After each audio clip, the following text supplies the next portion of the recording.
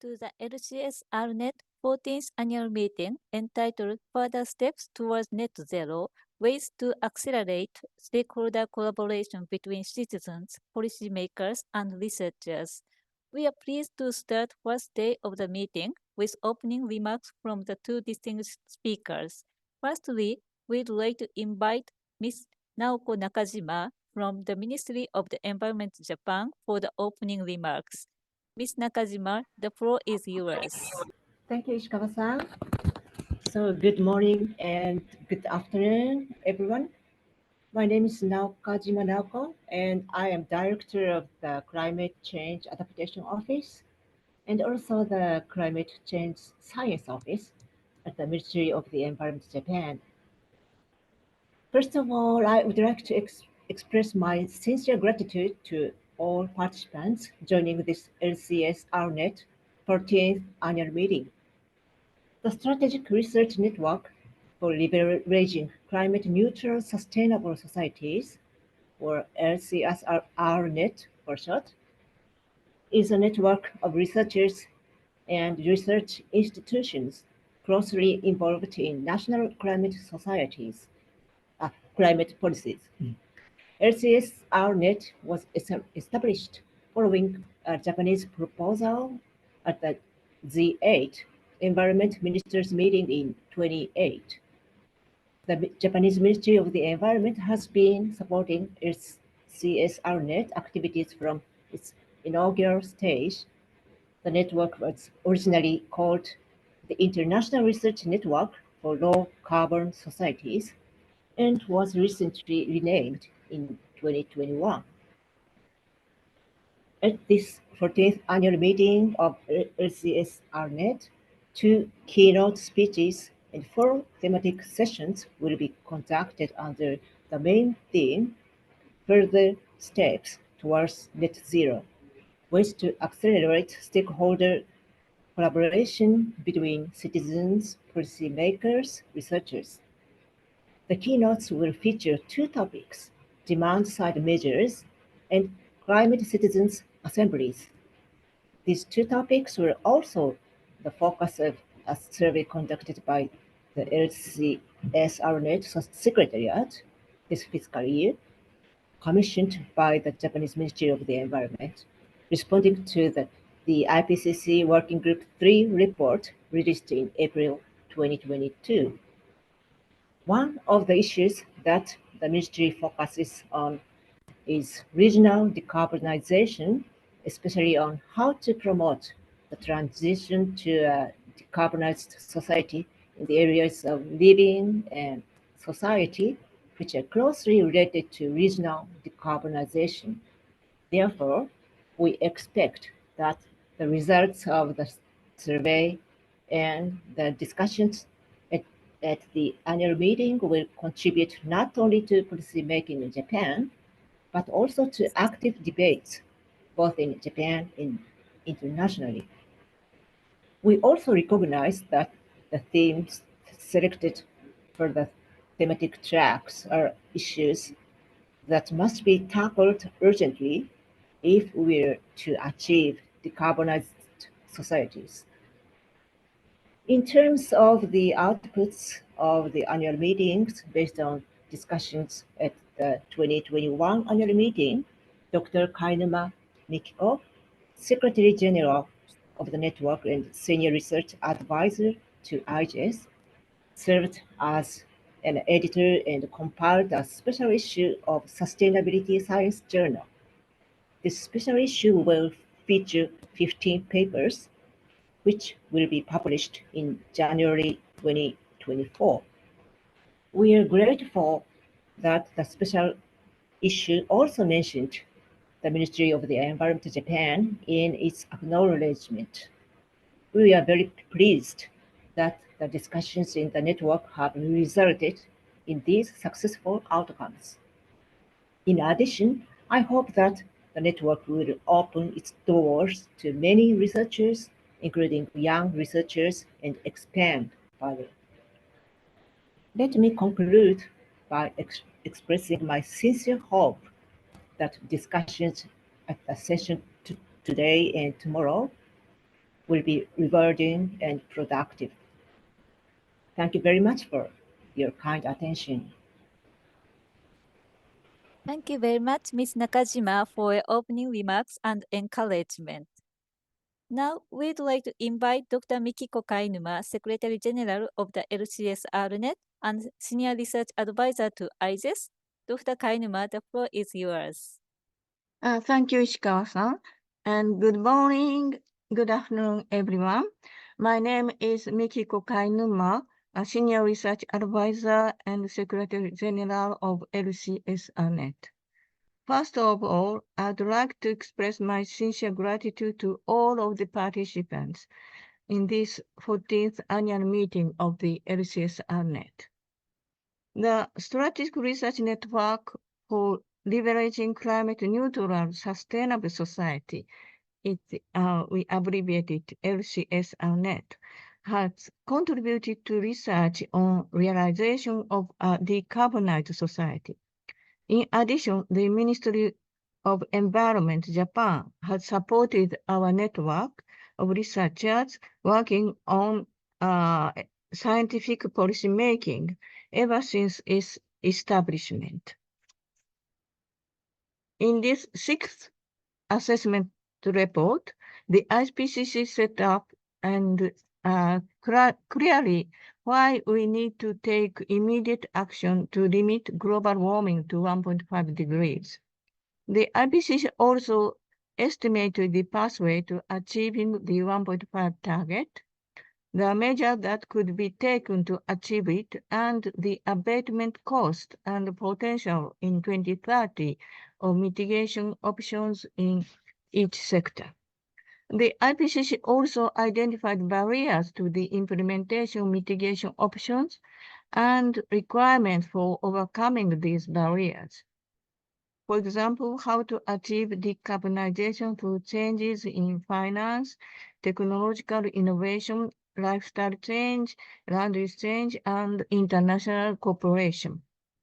The IPCC also identified synergies and trade-offs between climate mitigation and SDGs. However, there is still a large gap between the 1.5 degree path and the path that would be taken if the measures currently proposed by countries were implemented. Researchers in the LCS-RNet has considered policies to close this gap. We have published articles based on the presentations at the 20th annual meeting as a special feature of sustainable science. The articles range from concepts to applications, providing examples of why sustainable transitions are needed and how they can be addressed. International cooperation is essential to achieve net zero. We are constantly discussing which problems we should tackle in the future based on the research result of each participant. Research into what action is needed is becoming more local and specific. The 14th LCS-RNet annual meeting will discuss further steps toward the net zero ways to accelerate stakeholder collaboration between citizens, policymakers, and researchers. The keynote speech will cover top two topics, demand-side measures and the Climate Citizens Assembly. Land use measures are essential to achieve net zero. Session 1 will include presentations and discussions on the role of forest and the urban and global level. Session 2 will discuss how can we promote consensus building through public engagement with people who have organized climate citizen assemblies and studied methods of public engagement. Session 3 on getting models and modelers to inform national low carbon strategies, institutional and methodological challenges will discuss with modelers and researchers bridging research and policy and a policymaker.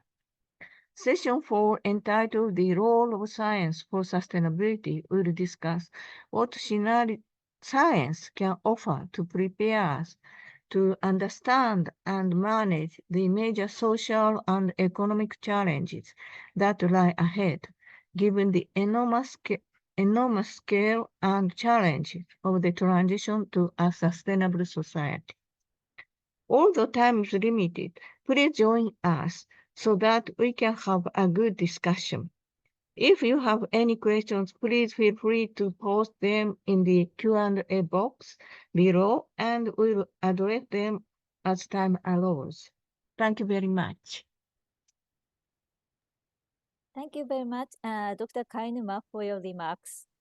So now we move to the keynote presentation on the demand side measures by Jess Britton, UK ERC. Also, we'd like to invite Professor Kirsten Halsnes from the Danish Technical University as a chair to this session. So, Kirsten and Jess, the floor is yours. Thank you so much. And I'm really glad to see that we are starting this very important low carbon society meeting with a researcher that is really focusing on what happens in local society, what happens on energy efficiency and the transformation of the systems. I knew already before I saw this program that this was important, but after the COP28 meeting, I think this is even more important. So I'm glad to see that Jess is a specialist in some of these areas, and I think she would be the right person to kick off our 2 days meeting. So welcome, Jess. Thank you very much, Kirsten. I'm going to share my screen if that's okay. Right. Hopefully everyone can see my slides. Please do so. If not, so good afternoon and good morning to everyone. I'm very pleased to be here today. I'm a researcher at the University of Edinburgh in Scotland. I'm also part of the UK Energy Research Centre. So I'm going to be here today discussing the developing picture on demand side policies in the UK in particular, drawing on my own and others' research within the UK Energy Research Centre, as well as research carried out by other agencies. And I think UKERC has been a kind of long-standing member of this group, but as a tiny bit of background, UKERC is a interdisciplinary whole systems energy research consortium that's been active within the UK for over 20 years. So has seen a huge amount of change in both policy and priorities and actual energy systems over that time. So today I want to really present some of the experiences in the UK, not necessarily as an exemplar in any way to deal with the demand side, but hopefully as an interesting example of a country that has had historically a very centralised energy system, but that has very ambitious net zero targets, some good progress on decarbonisation of electricity systems, but really the emerging kind of crux of the challenges is around how to engage the demand side much more fully in order to realise future targets. Overall, I'm going to argue that how we think about the demand side is changing somewhat. So whilst energy efficiency and demand reduction continues to be critically important, there's increased emphasis on demand flexibility. And I'll go on then to say that actually those issues come together. So the different forms of demand, but also supply, come together in places. And that integrating energy systems on a more local and regional basis potentially could be key to unleashing the demand side and ultimately achieving decarbonisation. I'd also emphasise that I think there's really great scope for learning between locations globally on decentralisation of governance for net zero. So to start with a little bit of context about the UK. So the UK in 2019 legislated for a net zero greenhouse gas emissions target by 2050. And that is delivered across 5 yearly carbon budgets. So the first 6 of those carbon budgets have now been legislated for. So the sixth budget is a 78% reduction in greenhouse gas emissions by 2035 compared to 1990 levels. You can see that indicated in the figure on the right there. And so far, there's been good progress in meeting the first two carbon budgets, likely to meet the third carbon budget, which I believe will be reported next year. There's also an additional target to entirely decarbonise the electricity grid by 2035. So as you can see, some very ambitious targets, good progress so far, but we also know that development from this point is extremely challenging, as I'll outline in a moment. The other very important contextual factor I wanted to emphasise as well is the ongoing energy price crisis that's been experienced in many locations around the world, particularly within Europe and within the UK. So huge increase over the last few years, particularly in Europe, linked to the Ukraine war, that's led to huge price increases. And in the UK, I just wanted to emphasise, in 2021 to 2022, we saw a really significant reduction in residential building demand, so 16% reduction in that year. That was for a range of factors. It was a very mild winter that year, but we also know there was very significant demand response from householders to reduce demand.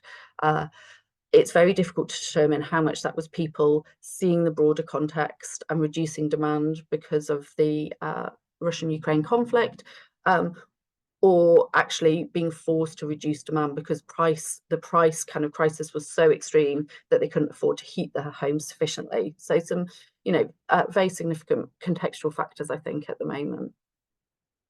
The other thing I really wanted to emphasise was progress in the UK from 1990. So the figure you can see there indicates decarbonisation progress from 1990 to 2020 across a range of sectors, and the black line at the top is decarbonisation of energy supply, so electricity.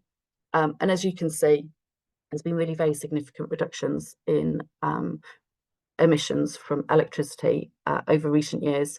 Initially, a shift away from coal for electricity generation towards gas and increasingly towards renewables. That's allowed us to achieve some really positive progress on our targets, but as you can see, sectors like transport, business and the residential sector are far more stubborn and have seen far smaller reductions in emissions to date. And the most recent progress report to Parliament from the UK's Climate Change Committee, that's the UK's independent advisors on climate change, both recognise this progress on the electricity system, but also that significant future delivery challenges are much more about the ways that people live. So far, changes have largely happened without people necessarily noticing them. It's been distant changes to an electricity system, whereas future changes, such as the electrification of heat and transport, are far more visible and far more involved in people's lives. The 2023 report to Parliament also noted a lack of demand-side policies or public engagement to support the pace and scale of changes that we know are required to meet future targets. So I wanted to say a little about the importance of the demand side in achieving those challenging targets. And here I'm drawing on a very interesting piece of research that was carried out by a research consortium called the Centre for Research into Energy Demand Solutions. So that was a large consortium focusing on the demand side that has recently just finished and is now being replaced by a new energy demand research centre that will be taking on a similar role. And they carried out a piece of work called Positive Low Energy Demand Project. And that brought together a lot of different sorts of modelling expertise to develop future energy demand scenarios across energy, transport, diets, and so forth. And that very comprehensive piece of modelling and review work demonstrated that without energy demand reduction, the UK will not achieve its 2035 targets, so the sixth carbon budget, or net zero by 2050. And these demand changes require us to shift how we live, move, and consume. Without achieving demand reduction, we know that targets will be both more expensive and riskier. So more expensive because a larger total energy system will be required, costing more. are more risky because there will be an increased reliance on as yet unproven carbon dioxide removal technologies. However, their analysis indicated that demand can be reduced with living standards maintained, so very significantly reduced with maintained living standards. And this is really consistent with the IPCC 6th assessment report, so chapter 5 around policies for behaviour change and lifestyles. But they did also, I think, interestingly, identify the importance of co-benefits that can be achieved from demand reduction and demand side measures. So whether that's improved air quality, warmer homes, healthier diets, or increased opportunities for exercise. And I think really that this report started to identify this interaction between technologies and lifestyles. So of course, energy efficient technologies will be important. So installation of heat pumps, electric vehicles, heat networks, retrofitting of building fabric to improve efficiency, but similarly reducing and avoiding demand equally be important as well. So whether that's flexibility or things like active travel to reduce overall miles travelled rather than just electric vehicle rollout. So it's that interaction between lifestyles and technologies that I think is a really interesting space at the moment. Given that context, I really also wanted to emphasise that approaches to demand, I think, are also broadening as well as the energy system changes. Energy efficiency and permanent demand reduction is still critically important, but we also know that the momentum in the energy system is towards much more decentralised energy system assets. So, for example, within the UK, electric vehicles are predicted to increase from currently around about 1 million to 11 million by 2030. And there's a goal to deploy 600,000 electric heat pumps per year by 2028. So a very rapid shift towards very large numbers of decentralised assets. So those changes are also expected to have a very significant increase on overall electricity demand, with projected demand to increase by 50% by 2035.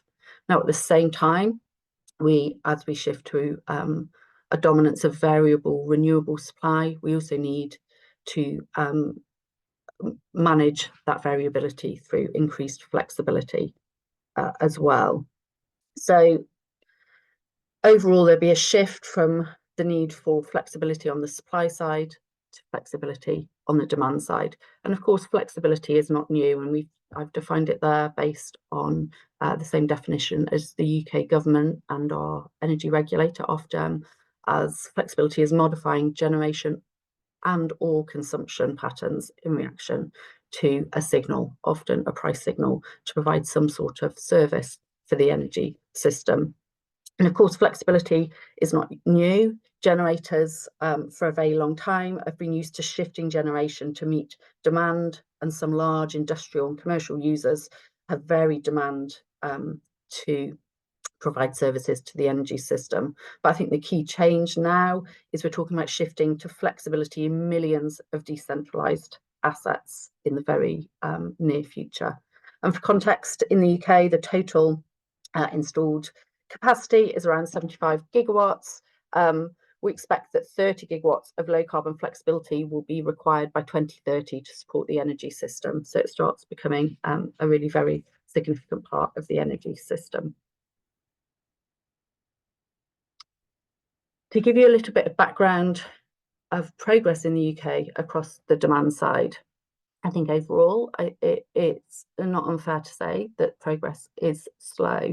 So to start with energy efficiency of buildings, the UK is, for various reasons, has some of the least efficient houses within Europe.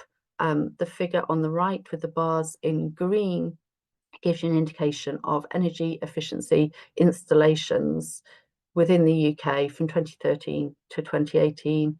And what that demonstrates, as you can see, is a very significant fall in installation rates over those years because of policy changes and a lack of kind of comprehensive support for householders largely. The tall green bar on the right gives you an indication of the expected installation rate needed to reach government targets of efficiency by 2035.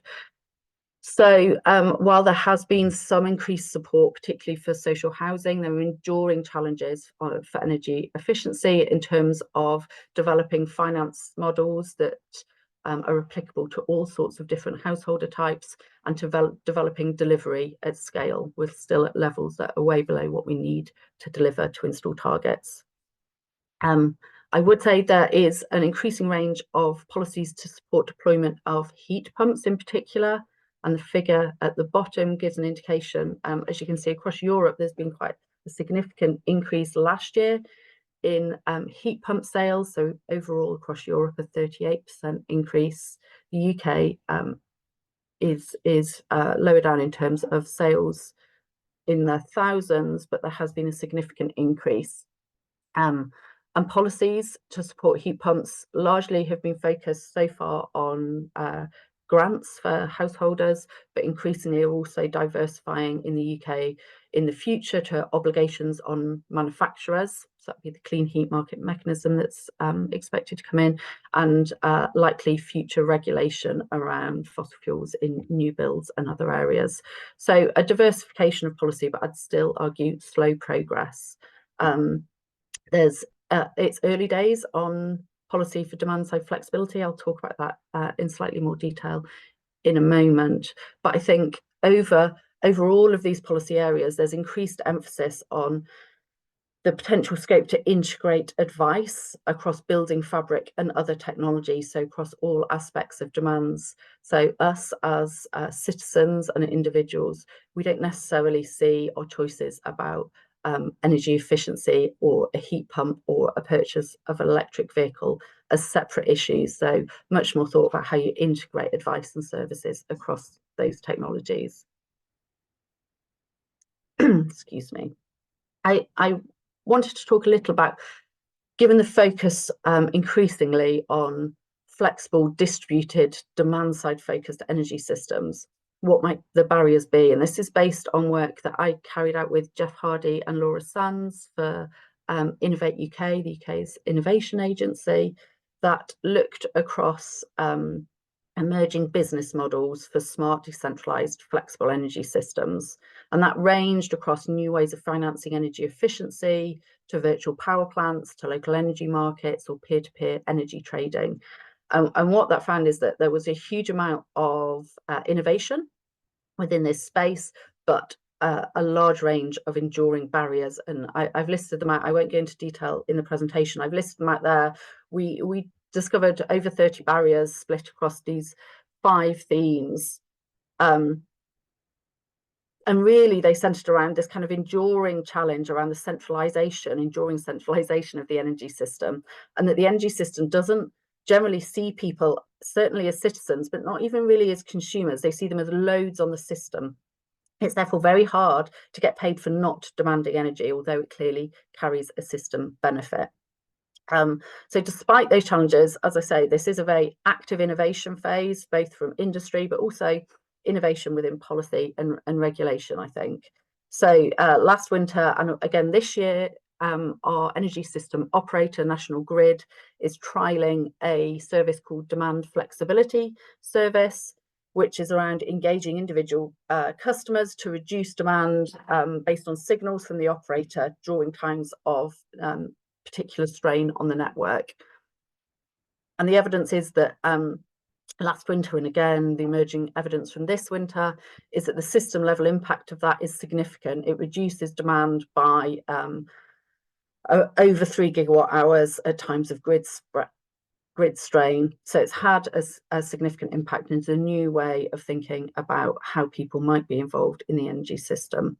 Similarly, there's a lot of testing of flexibility markets at the distribution level, so far more closer to consumers, to look at solutions to network stress at the distribution grid that doesn't involve upgrades to the network, but instead relies on the consumer response, and a range of really interesting trials around local energy markets and other flexibility innovation. So a busy space, I think, trying to bring together some of these different elements of the demand side. What I would argue is that integrating how we think, plan and deliver energy systems at a more local and regional scale could be key to enabling the demand side. So we know that the solutions to decarbonise society are likely to look slightly different in different locations based on housing types and quality, existing infrastructure, demographics, and importantly, local choice.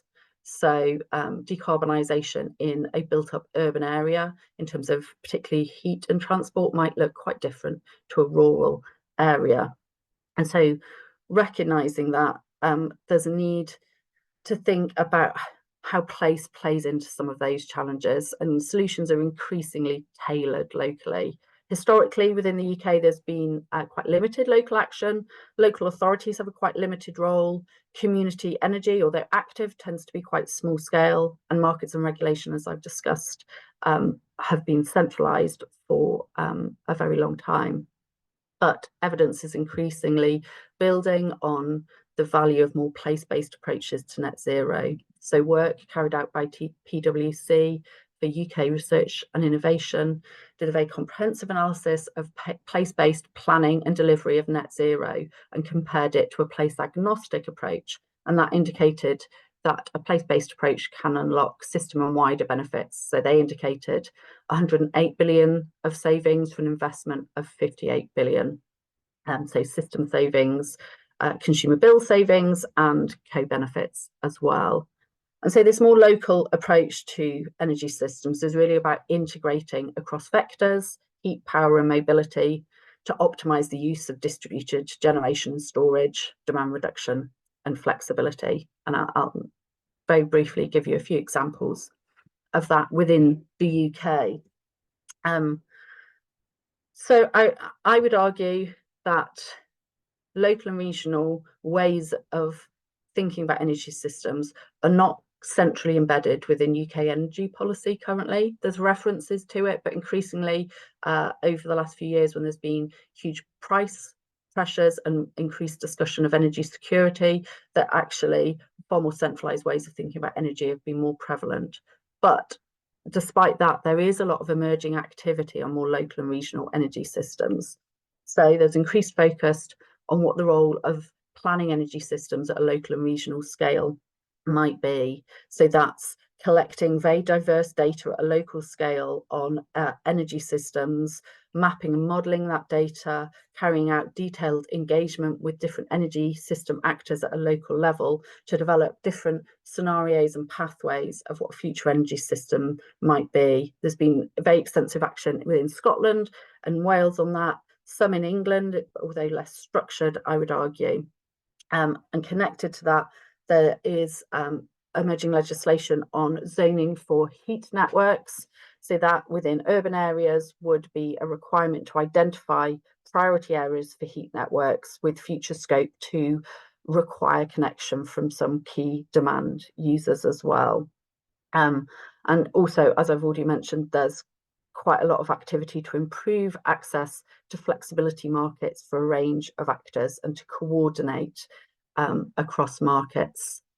Aligned with that, our energy system regulator Ofgem has announced plans to develop this concept of a regional energy strategic planner role. So this is a new role within the UK that would be coordinating both planning and operation of energy systems across vectors, but also importantly across scales. So trying to connect up planning at the transmission level, the distribution level, and the kind of wants and needs at a far more local level. So integrating with development of new buildings, transport, and heat networks as well. That's still very outline at the moment. It's been announced very recently, so there's a lot of questions about how that might develop in the future. So I would kind of summarize this as a lot of experimental activity currently around the role of more local and regional approaches to planning energy systems, but really the next stage is about how that becomes embedded, if it becomes embedded, and that will require much clearer roles and responsibilities, clear policies, coordinations across scales, and access to data for multiple sorts of actors. And I wanted to close briefly by arguing that I've talked a lot about various drivers towards decentralization and the shifting of the demand side to being both very important, but also comprising demand reduction, efficiency, but also demand flexibility increasingly. Often these themes, this momentum, as I'm sure many of you have already heard, are framed as the 4Ds. So momentum towards decarbonisation, decentralisation, digitalisation and democratisation. I'm suggesting that this momentum, for it to be successful, might also require a 5th D, so devolution. Devolution of powers and authority, both to local and regional authorities, but also to communities to have a meaningful voice in the choices about energy systems within their localities. The UK historically has been a very centralised state. This is a very significant shift if it were to happen within the UK. And I would argue the scope for very great learning between countries about more decentralised governance structures and how they can be integrated into energy systems. But certainly there's very clear evidence that current multi-level governance structures, both within the energy system, but also in our wider political systems, are unlikely to be sufficient to deliver net zero. So I'll leave it there. I'll be very interested to hear anyone's comments or questions and to hear the rest of the day. So thank you very much.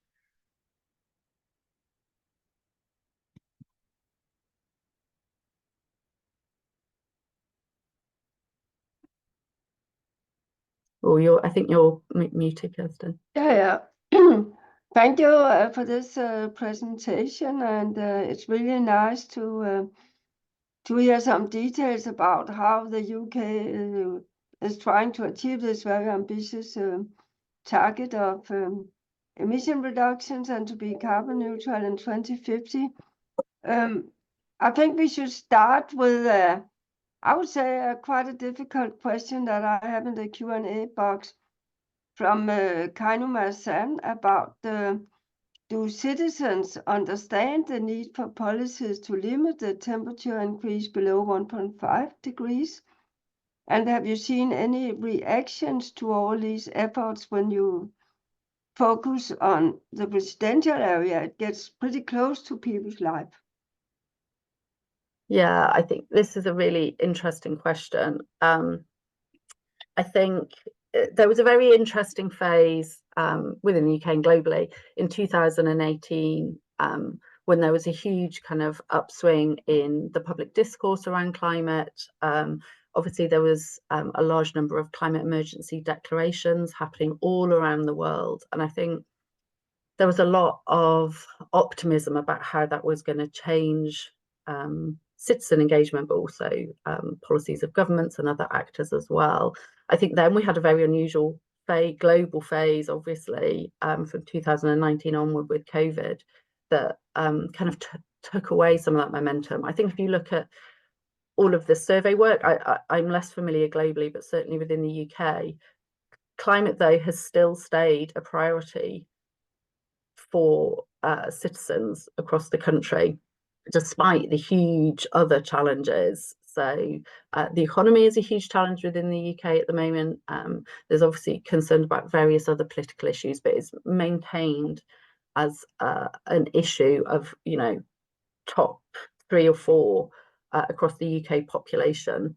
I think the question around when we start getting into policies that interact with people's lives more fully, how we manage when there's resistance to that is a really interesting one. And so the example I can see in the questions around is in France, but obviously we've also seen that in Germany around policies for heat pumps very recently.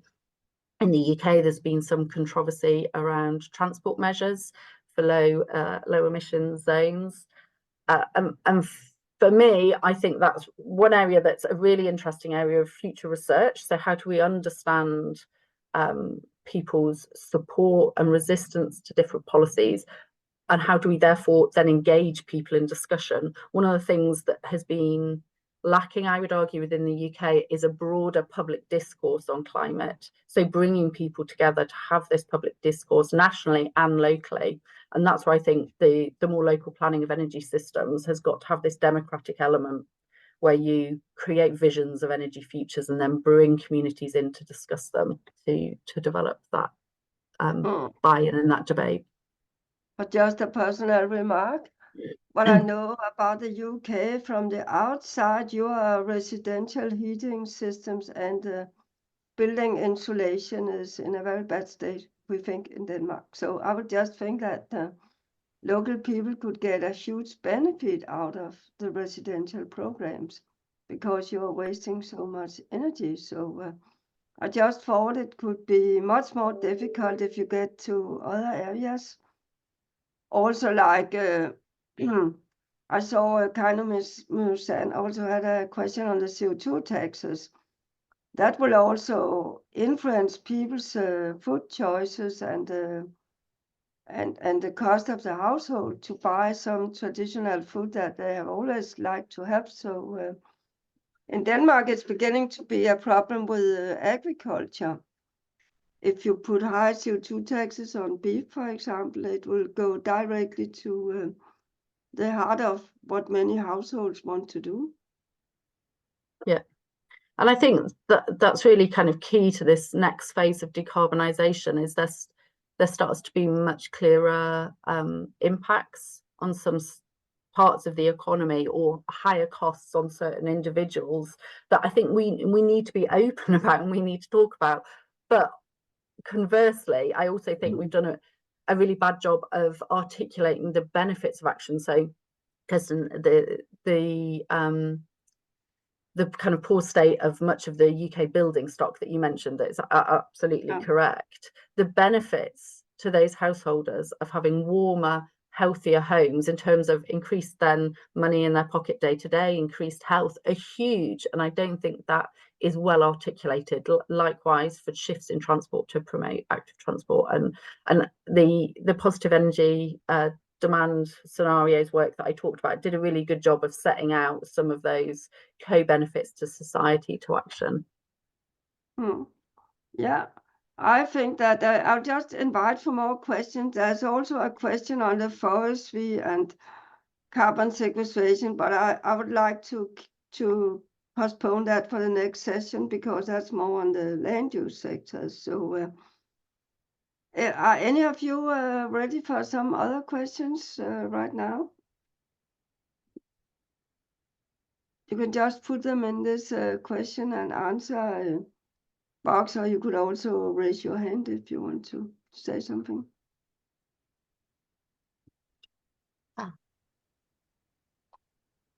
Hi, can I say something? Yeah. Yes. You're Yeah. welcome. Thank you. Yeah, thank you very much, and thank you very much for my question. Yeah, I'm really wondering how we can reduce demand side reductions and how the citizens can participate. It's I'm very interested. And I have another question that you mentioned about the demand side can be reduced with living standards maintained. Oh, yeah, of course, I'm also, yeah, it's, I also, that you also mentioned that housing insulation, we can live more, we can have a more good living, and there are many other options that, but can you elaborate more about this, that but we need cost, but we also need, we can keep it, not keep, but we can improve our living standard. So do you have, in UK, you have any specific policies about to improve, house insulation is one example. It can improve our health condition. So, yeah, if you have some suggestions. Yeah, thank you very much. And I think I would certainly direct you towards that CREDS report for the detailed analysis of different possible demand futures. So they modelled in detail 4 different demand futures. One is ignoring the demand side and accepting that demand is what it is, and then various other reduction scenarios. And that really goes into the details of what some of these futures could look like. But what I would argue is that one of those core ways to maintain living standards while reducing demand is to shift it into thinking about what the energy system is actually for. So the services we want from the energy system rather than products. So there's been quite a lot of experimentation around how you might develop energy contracts that are based on heat as a service, for example. So people want comfort. They don't think about the energy system of buying, you know, kilowatt hours of energy. So I think ways of structuring people's interaction with the energy system through how the tariffs they get and the interactions with their energy supplier to promote that is really important. So the idea being that then people will pay the same amount of money, but it could be paying for efficiency measures, so energy efficiency installs or a heat pump, because they're buying service rather than units of electricity. I think it is really important.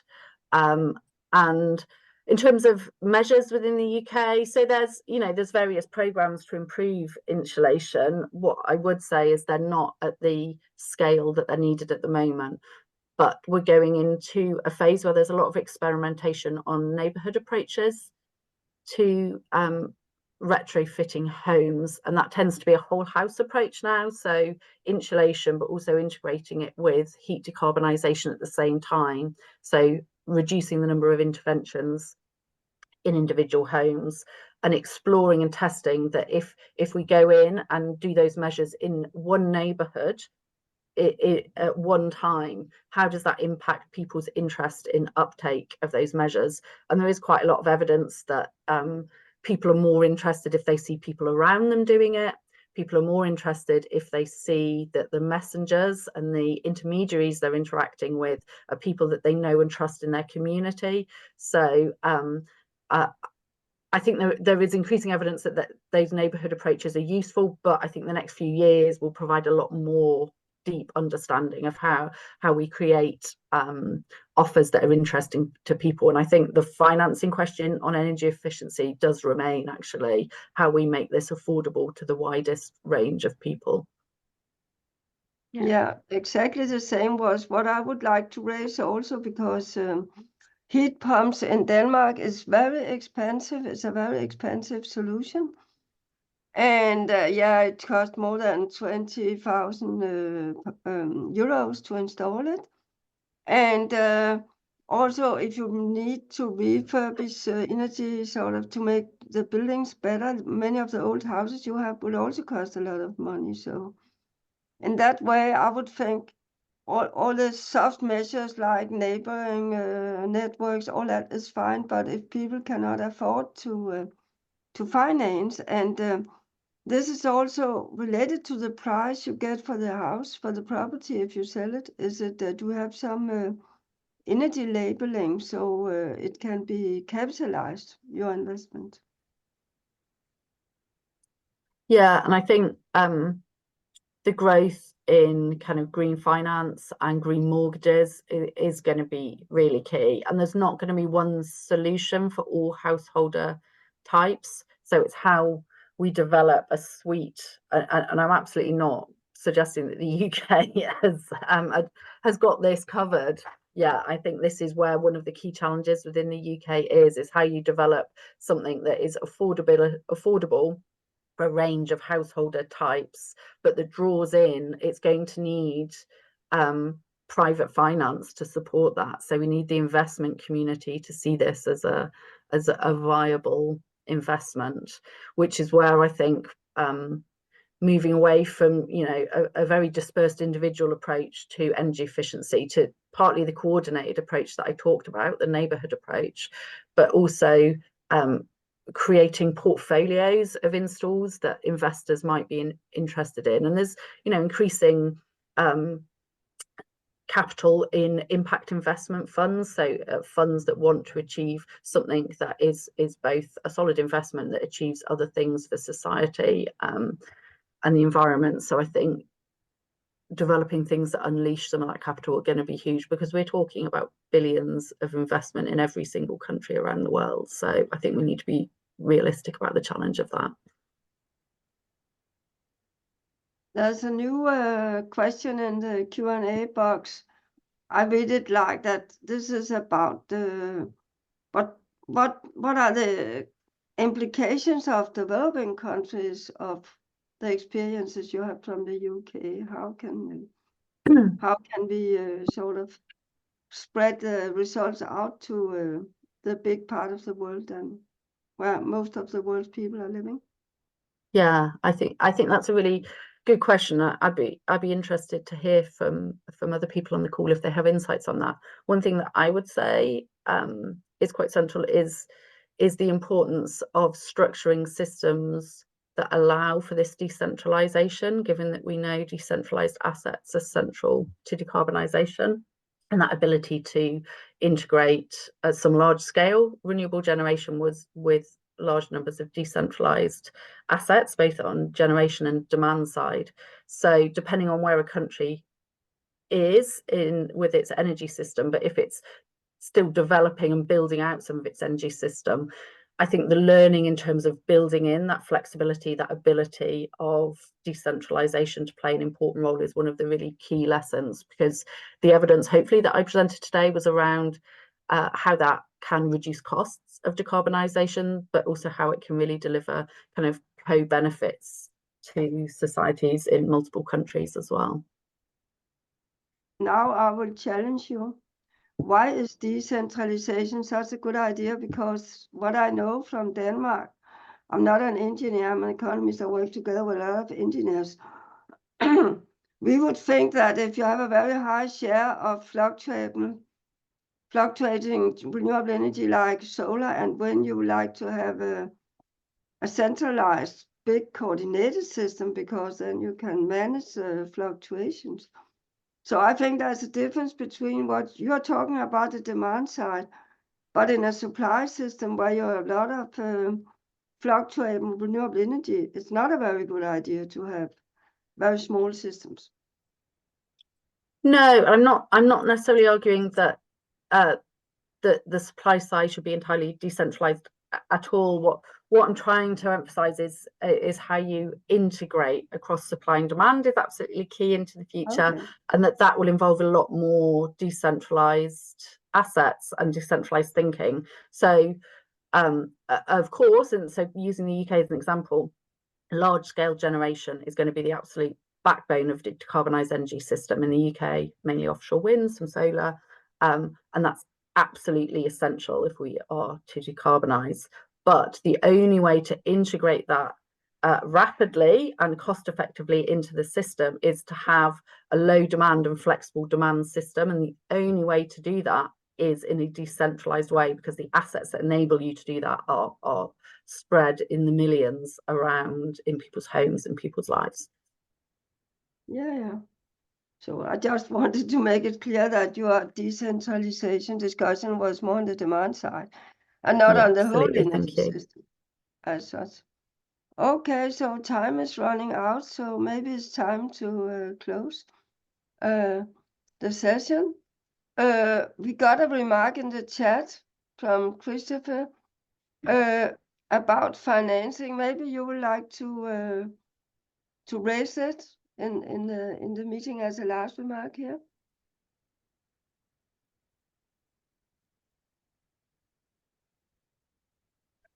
Okay. No, thank you. Can you hear me? Yes. Okay. No, thank you very much for your presentation. And it was just a remark about if we follow your approach of decentralization, to what extent citizens can also finance their own program, in particular through participative funding platforms. And this is something that developed in France, and I think in other countries. I know it's not a magic bullet, it's only one option, but maybe you have some experience of that in UK? Yeah, I think it's a really great point, and I don't necessarily have any more experience of it than you do, but I would say, similar to you, there's there's evidence of potential for citizen-funded routes, whether that's through more traditional community energy or things like green bonds that might be coordinated on a local basis, and I think that absolutely has to play a part in the financing picture. you know, the need to bring finance into decarbonisation is huge. So we really need to unleash that in as many ways as we possibly can. And that quite often attaching that to local investment for people can be quite a motivating factor, or certainly there's emerging evidence of that. Okay. Thank you. This was a good way to close this first session, and I thank all of, I will thank you, Jess, and all the other of you which followed the discussion, and I think we are really ready now to move on in this important meeting. Brilliant. Thank you. The next session will be about forestry both at urban and global level. We'd like to invite Dr. Sergio Lamotta and Dr. Alessandra De Marco from the Italian National Agency for New Technologies, Energy and Environment, ENEA, as co-chairs for this session. Sergio, Alessandra, the floor is yours. Alessandra will steer the group, so she will be as the chair of this session. So I will mute and I will interrupt my video. Okay. Okay. Good morning for European people and good afternoon for Asian people. I will be the chair of this panel about the forest at the global level, but not only the forests in remote areas, but even the urban forests that are very important, because in the last period there is an increasing discussion and research about the role of the urban forests in the decarbonization process and so on. So we decided to have two talks, one focused on the urban forests and another one on the in general on the forests at the global level. So I would suggest, because the time is it's a problem, I would suggest to start with the two presentation. I will introduce the two speakers. First of all, the first speakers will be Dr. Pierre Sicard. He's a senior researcher that is working on air pollution and forests in Argance in France. He's the coordinator of a European project funded by the LIFE in the framework of the LIFE project, and is the leader of the European project Airfresh. He's even a deputy coordinator of the research group Climate Change and Air Pollution under the International Union on Forest Research Organization, and is a member of the expert panel on clean air in cities under the United Nations Economic Commission for Europe. And he will talk about he will show some example of the urban forest and their role in the urban environment. So please, Pierre, the floor is yours. Thank you so much, Alexandra. I am sharing my screen. So thank you so much. Hello, everyone. So now I'm presenting some information about the urban forest in order to improve air quality in cities, but also to mitigate the urban heat island. So in cities, the cities are facing over the last decades to a large range of different environmental challenges, such as air pollution, but also climate change, stormwater, biodiversity loss, and noise and light pollution. To date, the air pollution and urban heat island are the most important problems, environmental problems affecting the quality of life of citizens, but also the citizen well-being.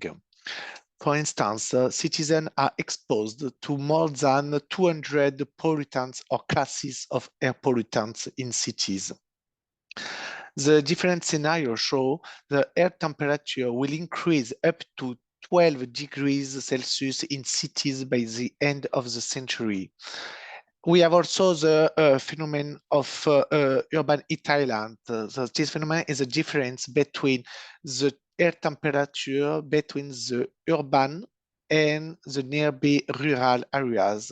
This difference can reach 5 degrees Celsius in summer. To date, tropospheric ozone, fine particles, and nitrogen dioxide are the most harmful air pollutants for human health.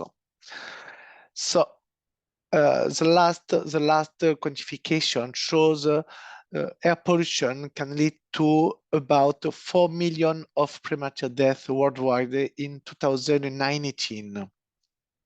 In 2019, billions of people were exposed to level of fine particles, NO2 and ozone above the World Health Organization air quality guidelines for human health protection. By 2050, almost 7 million of people will die due to the air pollution, ambient air pollution. In cities, we have rising ozone level, mainly due to the lower ozone filtration by monoxide nitrogen, but also due to the decline of fine particles. To date, ozone is a major public health issue in cities. Just some information about the future vehicle electrification in Europe, but also worldwide, in cities with a ban of thermal engine from 2035. So one colleague of mine investigated such issues using machine learning model for predicting changes in air pollutant levels in the city of Valencia in south of Spain. The model was trained with 10 years of data in order to remove the annual variability of meteorology and air quality. So for 70% of electrification of vehicles, so we have a significant degrees of the concentration of NO2 in city, but we have a small change for PM 2.5 and PM10 between 1 and 4% of reduction, because the main reason is electric cars are heavier, so by 24-25%. So we have more resuspension of particles from the road in particular. And we have an increase of ozone in cities because the ozone formation depends on the ratio between the emission of NOx and VOx, volatile organic compounds in city. So we have a degrees of NOx emission in particular. So we have an increase of surface ozone levels in cities. So urban trees can be used to reduce the air pollution in cities. But the main question is which tree plant species we have to plant in cities in the framework of greening strategy. So as you know, urban trees can sequester carbon, but also regulate air temperature, mitigate stormwater runoff, reduce noise, but also reduce air pollution and provide some aesthetic benefits and recreational benefits. So the urban trees and shrubs can reduce air pollution, mainly by deposition of particulate matter and gaseous air pollutants on the surface of leaves, trunk and branches, but also for the gaseous air pollutants, you have a part absorbed through stomata, so on the surface leaves. So you have an uptake of and deposition of CO2, NO2, particles matter, PM10, PM2.5, and ozone. But you have a release of biogenic volatile organic compounds. As I told you, so the local ozone formation depends on the ratio between NOx to VOx. So trees can emit and produce VOX, and you have a reaction by photochemistry, and you have formation of tropospheric ozone. For your information, at the global scale, the biogenic VOX contribute up to 90% of the total VOX emission, including 99% of biogenic VOX are emitted by vegetation. So the tree selection is a crucial step for appropriated greening strategy in city. So for greening strategy, you have to select high gaseous pollutant removal capacity species with high removal capacity of air pollutants, with low BVOX emission, and with high PM abatement. So you have some, in literature, you can find some software and papers about the selection of appropriated plant species for greening strategy. One of them is the floor tree software. So you have some information about the stomatal conductance, emission rate of volatile organic compounds, and also some morphologic and ecophysiological parameters for more than 200 plant species. For each plant species, the authors have quantified the annual removal capacity of plant species for PMNO2, ozone, and CO2 by deposition on the surface of leaves, branches, and the trunk. And also they have quantified the absorption of gaseous air pollutants, mainly CO2, NO2, and ozone. So this uptake of gaseous air pollutants depends on different environmental parameters, mainly the soil water content, the solar radiation, the air temperature, the relative humidity. So all these parameters are combined to quantify the absorption of ozone and NO2. In parallel, we have a quantification of the ozone forming potential because all plant species emit volatile organic compound, leading to the ozone formation. So we are able to quantify this ozone forming potential, and also the carbon stock and CO2 equivalent estimation. For the 220 plant species, so we are able to quantify the net ozone uptake. So this is, but also for NO2, PM10 deposition, and CO2 sequestration. The net ozone uptake is the difference between the quantity of ozone removed by the plant and the quantity of ozone formed by the plant. So you can see, for instance, of some species like Acer maples, Acer platanoides, and Acer pseudoplatanus. The net ozone uptake is positive. So you have higher uptake of ozone compared to species like eucalyptus. You have negative uptake. So you have a release of ozone.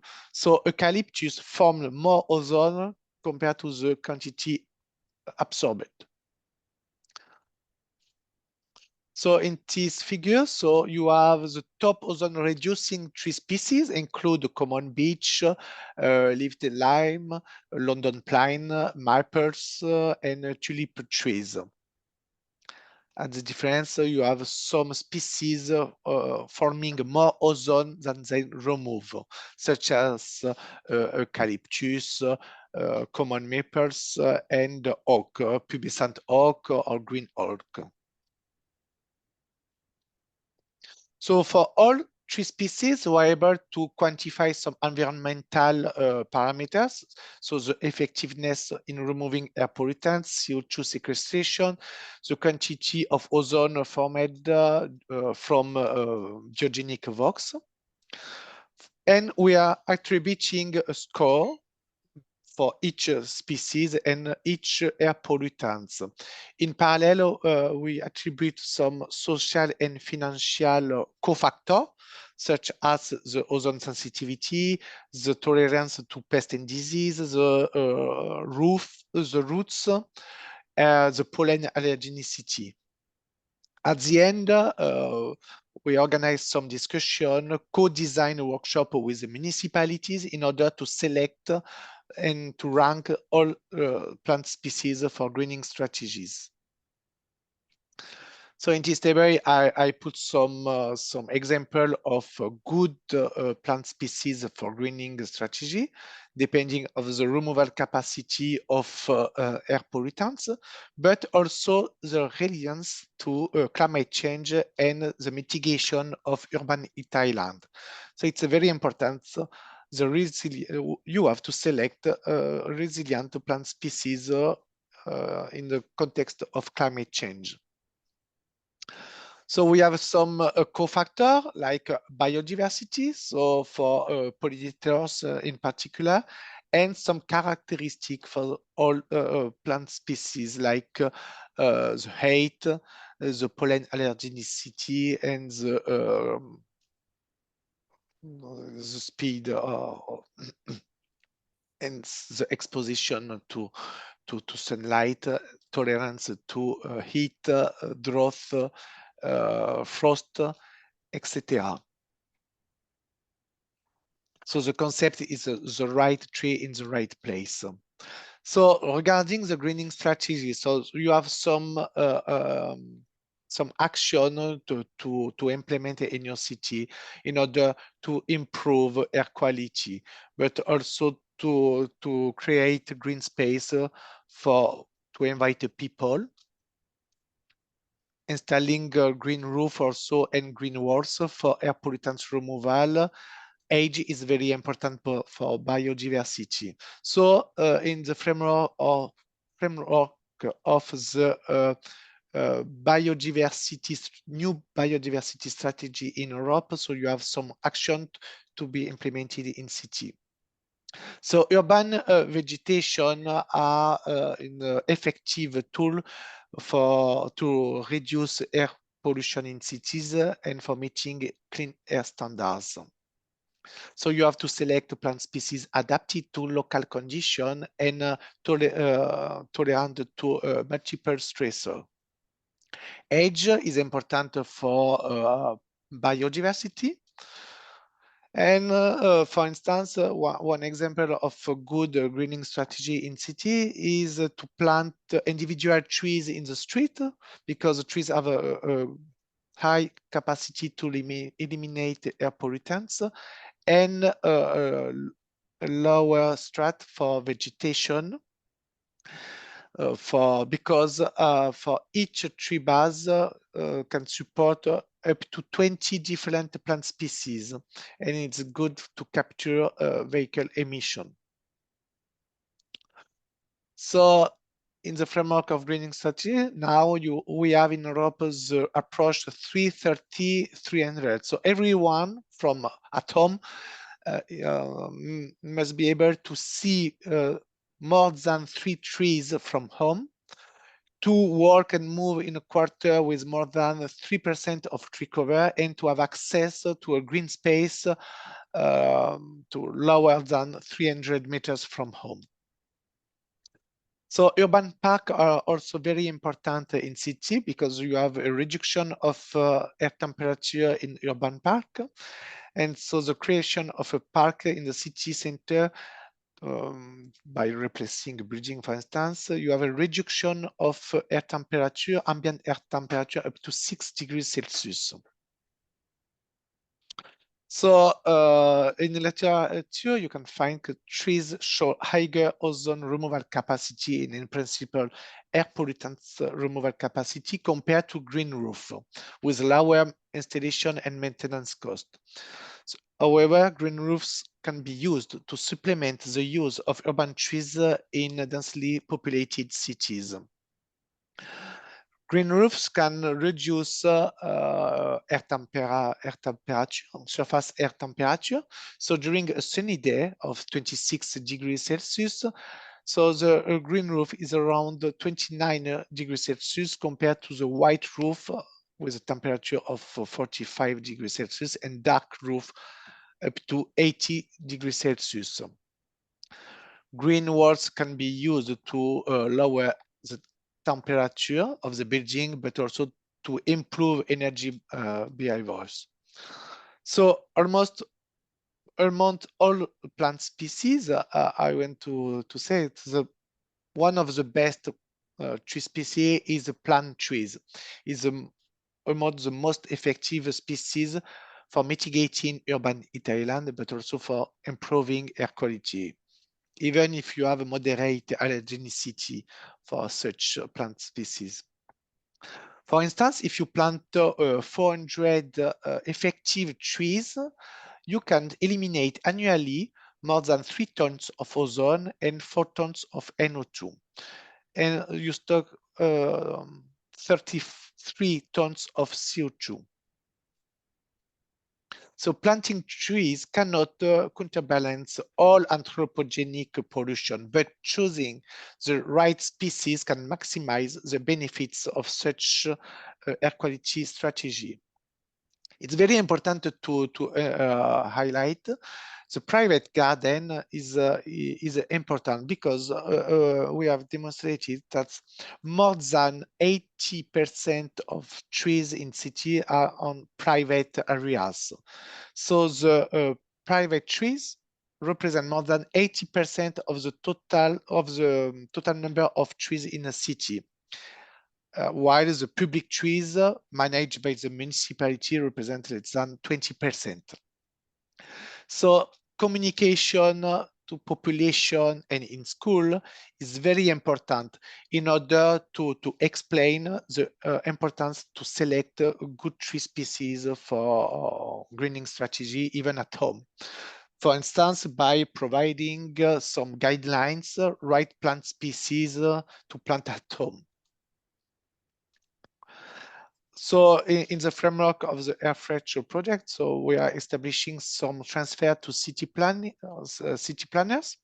So all findings of the project would be summarized as guideline of good practices with some recommendation, which plant species you have to plant, how many and where, in order to improve air quality, to mitigate urban heat island, and to improve the citizen well-being, in order to provide some information to establish appropriated local urban master plan. So it's very, in order to establish efficient greening strategy, first step is to know the existing private and public trees. So you can use some new tools like the very high resolution satellite imagery in order to detect and to delineate the urban trees in city and to classify. For instance, in the city of Aix-en-Provence and Firenze in France and Italy, respectively. So we are able to detect and to map the canopy green cover and canopy cover, to delineate individual trees, and to classify with spectral and textural signatures. So we're able to recognize the dominant tree species in city, like displayed on this figure. All this information are very important in order to quantify concretely and from a realistic point of view the impact of the tree heritage on air quality in city in order to establish efficient greening strategy. So in both cities, we are able to detect and classify more than 20 dominant tree species with a good accuracy. And this is an efficient tool to support appropriate nature planning and air quality assessment in cities. So I put some picture in the framework of the AirFresh project. So we are planting more than 400 trees in cities, and we installed some sensor above and below tree canopy in order to quantify the impacts of trees on air quality. Thank you so much. If you have any question. Thank you, Dr. Sicard. I think that we can move the discussion to the next phase of the panel. So I suggest first of all to have the second presentation, and I have to apologize because I changed the order of the two presenters. So sorry, Dr. Enzaidu, for this mistake. Professor Enzaidu is professor at the Faculty of Geographical Science in the Beijing Normal University in China.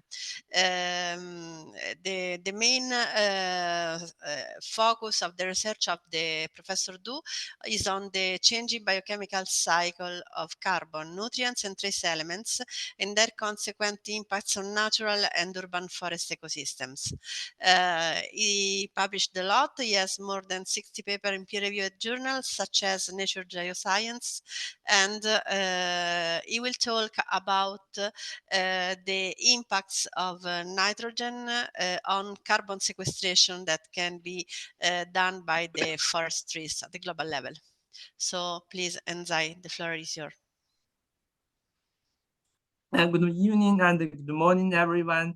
Today I would like to talk about the role of global forests as a carbon sink and its response to nitrogen deposition, a global change driver.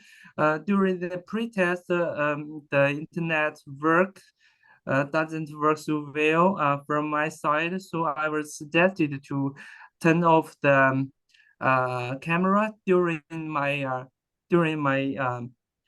presentation. I'm sorry. The forest cover nearly 1/3 of the land surface area and provide essential ecosystem services. Among these ecosystem services, global carbon sequestration is an important one. Global forests take up more than 2 petagram carbon per year. This accounts for more than 60% of the total carbon sinks in global territorial biomes. Global nitrogen cycling has been greatly accelerated for food and energy production to support the growth of global population. Agricultural activities and fossil fuel combustion have greatly increased reactive nitrogen emissions and caused regional air pollution. When transported and deposited to various ecosystems, it further causes significant ecological effects.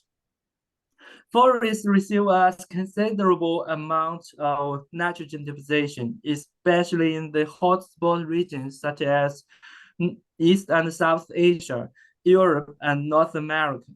As an important nitrogen input, nitrogen deposition may cause an acceleration in carbon cycling. In view of that, many ecosystems are nitrogen limited.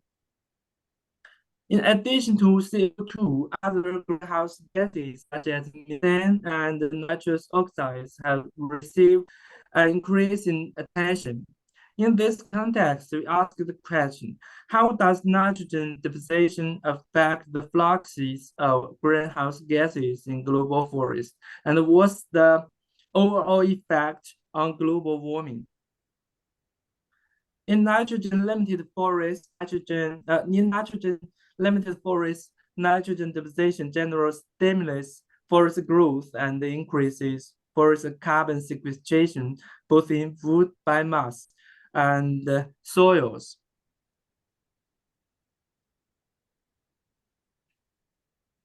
In non-nitrogen limited forests, nitrogen addition may have little effect on forest growth, but it can still increase soil carbon sequestration by slowing decomposition. Using stoichiometry upscaling approach, we estimated the contribution of nitrogen deposition to carbon sequestration in global forest biomes. Our results show that nitrogen deposition currently increases global forest carbon sequestration by 1/4 per petagram per year, with 1/4 in soils and 3/4 in woody biomass. This carbon sink accounted for 10 to 15% of the total carbon sinks in global forest. Our result ranked the lower end of the estimates in literature. However, our results of woody biomass carbon sinks is comparable to the results based on meta-analysis of nitrogen addition experiments. So we can see that our estimate is reasonable. We have also conducted a meta-analysis of nitrogen addition experiments to evaluate the effects of nitrogen on soil methane fluxes in global forests.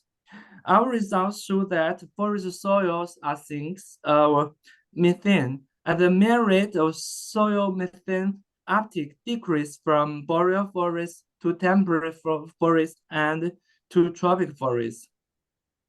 Our meta-analysis showed that nitrogen deposition significantly increased soil methane uptake in boreal forest. This is likely due to a release of nitrogen limitation to methane oxidizing bacteria. However, it significantly decreased soil methane uptake in other two biomes. This is likely caused by nitrogen-induced changes in soil conditions, such as acidification and ammonium toxicity to methane oxidizing bacteria. Considering that current nitrogen deposition to forests rarely exceed 60 kilograms nitrogen per hectare per year, we thus conducted separate analysis with nitrogen additions above and below 60 kilogram nitrogen per hectare per year. Our results show that in temperate and subtropical and tropical forests, the effects of low-level and high-level nitrogen additions are comparable. However, we found that in boreal forest, low-level nitrogen additions increased soil methane uptake in boreal forests. However, high-level nitrogen additions decreased it. Considering that the high-level nitrogen deposition rarely occurred in boreal forests, so we can thus see that nitrogen deposition most likely increases soil methane uptake in boreal forests. Our analysis also shows that spatial variation in the response ratio of soil methane uptake to nitrogen addition is mediated by soil acidity and nitrogen addition levels. We further estimated the biome scale effect based on nitrogen deposition, response ratio, and the area of each forest biomes. We found that nitrogen increased soil methane uptake in boreal forests and decreased soil methane uptake both in temperate and tropical forests. In total, nitrogen deposition results in a decrease of soil methane uptake by 0.18 teragram per year. This number only accounted 2% of total soil methane sink in global forest.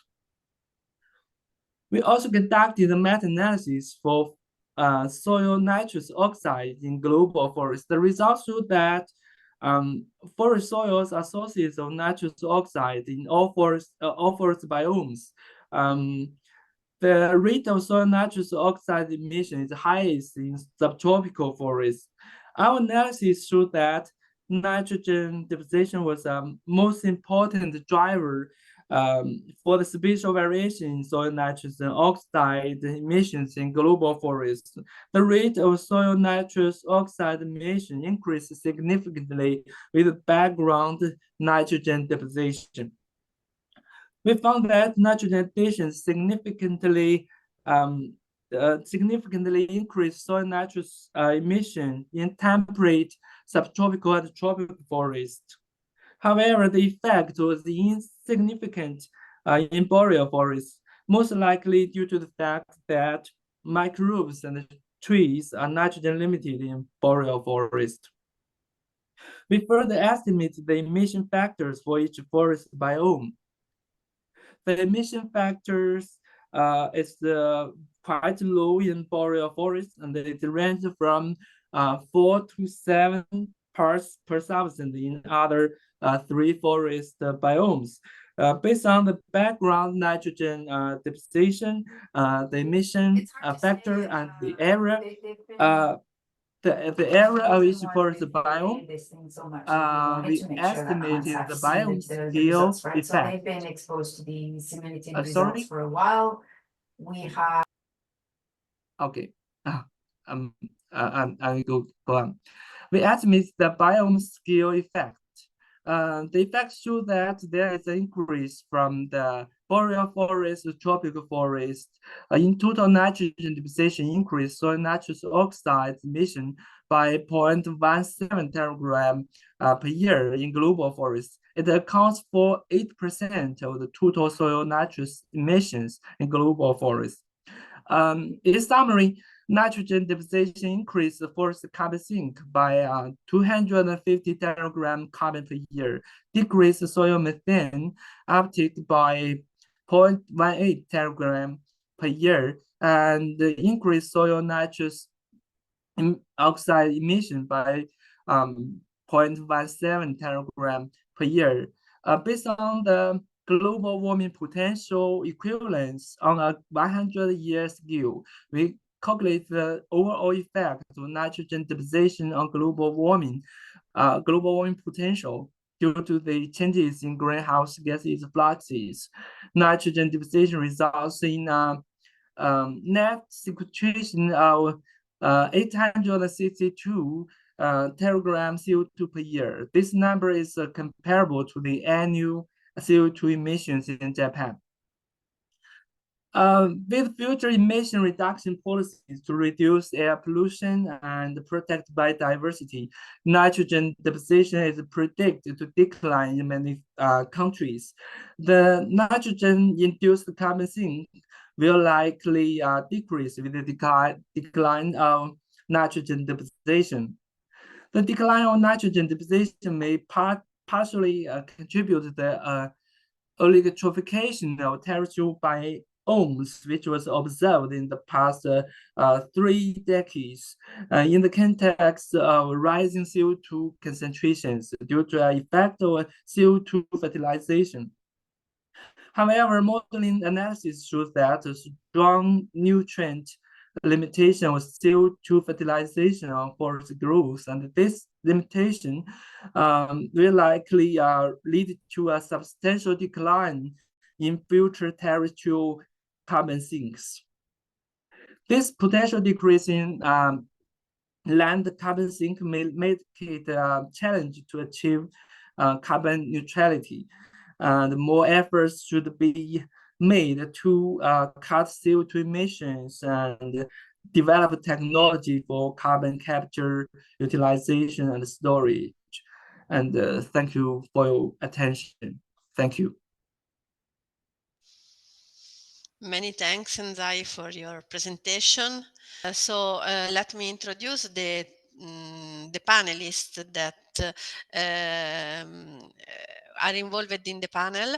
And the first one is Makino Yamanoshita, that has been carrying out research on climate change mitigation measure in the forest, focusing on the capabilities of local communities.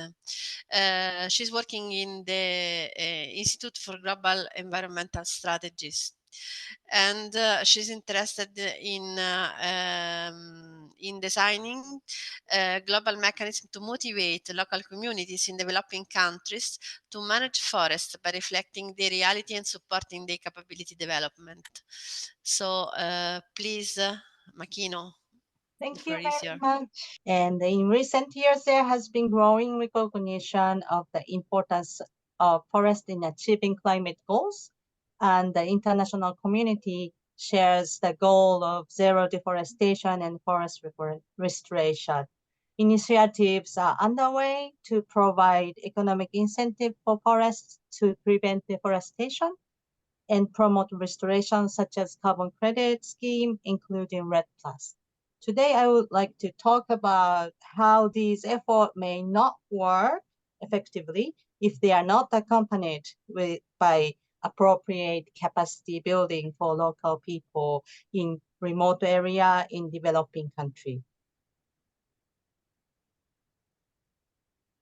I was involved in the development of carbon projects 10 years ago.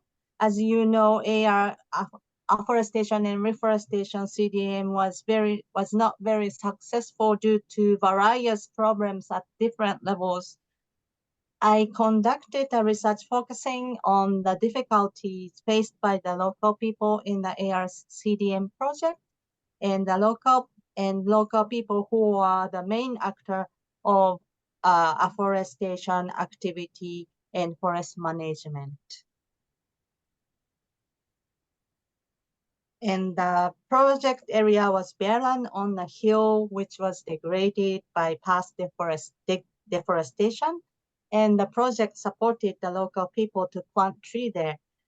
The project has assumption that the local people are not motivated to plant trees in the area because it is remote area with a lack of access to timber market. And the local people lack experience and knowledge of tree planting. So the project objective was to provide additional incentive to plant tree by carbon credit and to transfer tree planting technology and knowledge.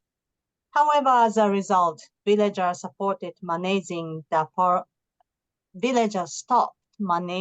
forest sustainably, and the project area reverted back to its original conventional land use.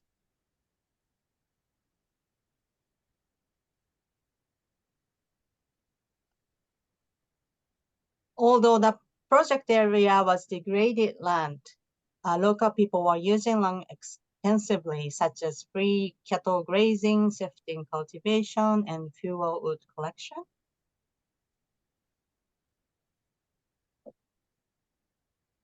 And after the project implementation, there was a change in local activities. People moved their livelihood activity to other areas, like the next village or outside of the CDM area. And even they restarted the livelihood activity in the project area. From the perspective of carbon project, those are the risk of leakage and non-permanence. So it's going to be a problem. And for example, the market price of cassava produced by shifting cultivation is low, but it is an important crop for the local people. And they finally realized the importance of the cassava shifting cultivation just after starting the tree planting project. And they give it up, the tree planting. So economic incentives such as carbon credit are effective for those who have land use options, left-hand side, and choose the land use based on the economic benefits. However, the local people in Vietnam, for example, they do not have land use option. They only conduct what they can do, and they don't make decision on the comparison of benefits.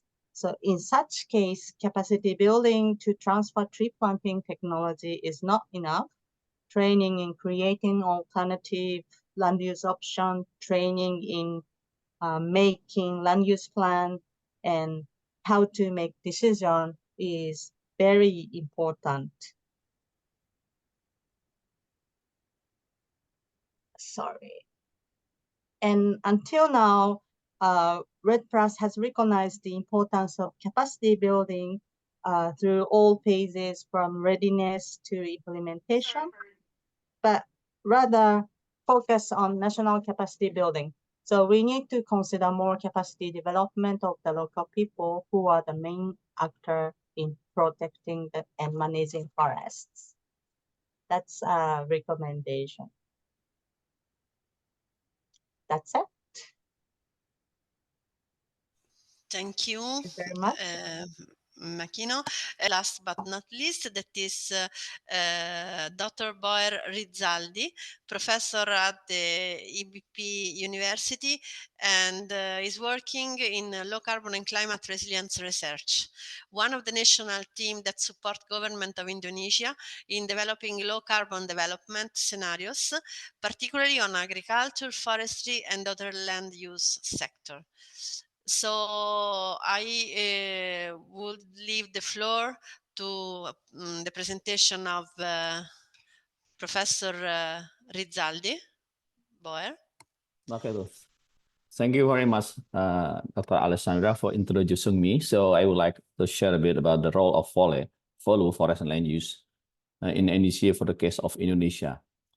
So I might not use so much time because we know that it's a bit late now.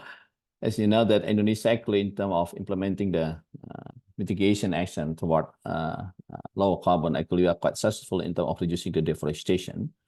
So actually, because of many policies has been issued by the government in terms of a moratorium of the operating the forest, moratorium for the primary forest, means that there is no more new permits going to be issued. And also there is a limitation for the province who would like to expand the province. There's not allowed to anymore to open the forest. So this many kind of policies actually help go into down the emission from the deforestation. Even though we are quite successful in terms of reducing emission from deforestation, but we are not very good in terms of reducing from the peatland, because the emission of the peatland are still very, very high. It is actually more than the baseline of the emission. So that's why the Indonesia, in order to reduce the NDC target also toward the net zero emission, it is quite critical how actually Indonesia can really reduce the emission from the peatland. So we look especially from the peat fire and also from peat decomposition. So if we look at the condition of peatland in Indonesia, so you can see here actually Indonesia have about 14 million hectares of peatland. It's only 40% now still covered by natural forest, and while the 60% of it is already used for non-forest activities, but in particular for the agriculture plantation, timber plantation, and also for the annual crop. But there are still about 3 million hectares still unproductive. But now actually problems, actually many of the agricultural activities take place in the peatland. It is actually the dryland farming, which is required to drain the peatland, which also make the peatlands become prone to fire and also continue to be being degraded. So now the government also trying how actually the farmers can change their practices, but also for the company who operate in the peatland have to improve the management of water management, and also need also to restore back the peatland which has been used at the end of the concession or at the end of the rotation to become natural again. Well, of course, it's where the policy is already issued, and there's still a big challenge how actually it's going to be implemented by the companies. But for the communities, actually, farmers also provide many incentives and also support how actually the current practices of using the peatland, especially for the annual crop, it's also the dryland farming, can be converted into polyculture system. It is actually a farming system which is adopted into peatland ecosystem. So if you look at in terms of the program on the restoration, so the Indonesia government has established one of the agencies. We call it peat and mangrove restoration agencies. So this agency actually responsible to support the implementation of program for doing the peatland restoration, including also mangrove. So one of the big programs that has been implemented for a number of years is special pit restoration, which is covered. There are three activities. Actually, one is the rewetting of the peatland that has been utilized, and of course supporting the farmers how they can really convert and do the alternative farming activities in the peatland. But of course, it's not easy to do. So there's also some support needed for the farmers. But most of the farmers agreed actually by doing the rewetting, actually 95% of farmers agreed that actually that can reduce the fire occurrence. So they help them actually how the farmers actually can have low risk to the fire. That can help them also to do the farming activities. And the revegetation also is one of the gender revitalization. So this actually the three activities that has been done so far. But in terms of the target that the government are going to achieve through the NDC and how actually the peatland will play a role in this context. So we can see here through the 3R, rewetting, revegetation, and revitalization. So actually the peatland emission can be reduced quite significant because of reducing the risk of fire. Because by doing the rewetting, actually the fire can reduce quite significant, and also by improving the water, actually the peat decomposition also can be reduced quite significant. So you can see here about more than it's almost, I think more than 50% of the emission reduction going to be achieved by the NDC is through the peat management. So this is one of the challenge how actually we can do that because many of the areas that has been used and utilized by communities, but also by the companies. But there are also large area which also being degraded. There are 3 million hectares that I already mentioned before, which is now unproductive. So we are trying to do some assessment to look at what actually the farmers' interest in terms of doing the polyculture. So the one who knows already the polyculture technology and the other one do not know the polyculture technologies. And most of them actually, when we explain about this polyculture system, most of them actually show a high interest, especially the one who know the polyculture. Most of them would like to convert the farming practices into the polyculture. But even though there are some challenges for them and there is a barrier how they can do that, so we also trying to interview the farmers who are interested in converting their farming practices into polycultures. And then in terms of the type of the commodities and type of the motivation why they actually they move into the polyculture, including also the things that need to be considered in selecting the community for the polycultures. So it is quite interesting. Actually, most of the farmers actually have very interest to use some of the species or commodities, either it is woods, food crop, fruit crops, and including also the high economic commodities. So in particular, when we look at the list of the crops, the array of trees, most of the farmers actually are preference to plant the area with wood, but of course with wood with high economic. So with high economic values, especially like all the Garanggong, Meranti, Nipah, Ramin, Jelutung, Pola, and Kelam, it's the type of the tree species that actually have a very high economic value, and the market is already there. But there are some of the commodities is not have a very good market. So when we look at this survey, it's quite clear actually farmers are willing to change the practices. But of course, it is very important to consider what type of commodities that need to be introduced, and also look at the local condition and market condition. Of course, this the one is which have an economic value and can also the other produce quickly, and also wood with also a high economic value, and also species which are adapted to peat and also easy to maintain, and also easy to access to the seed.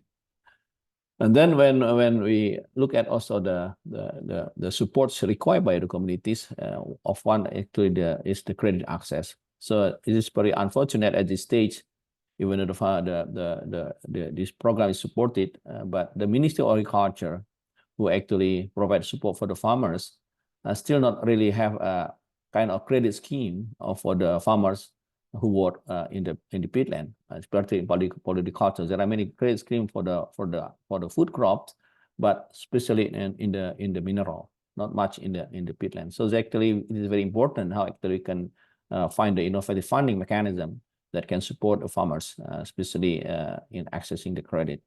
Market also another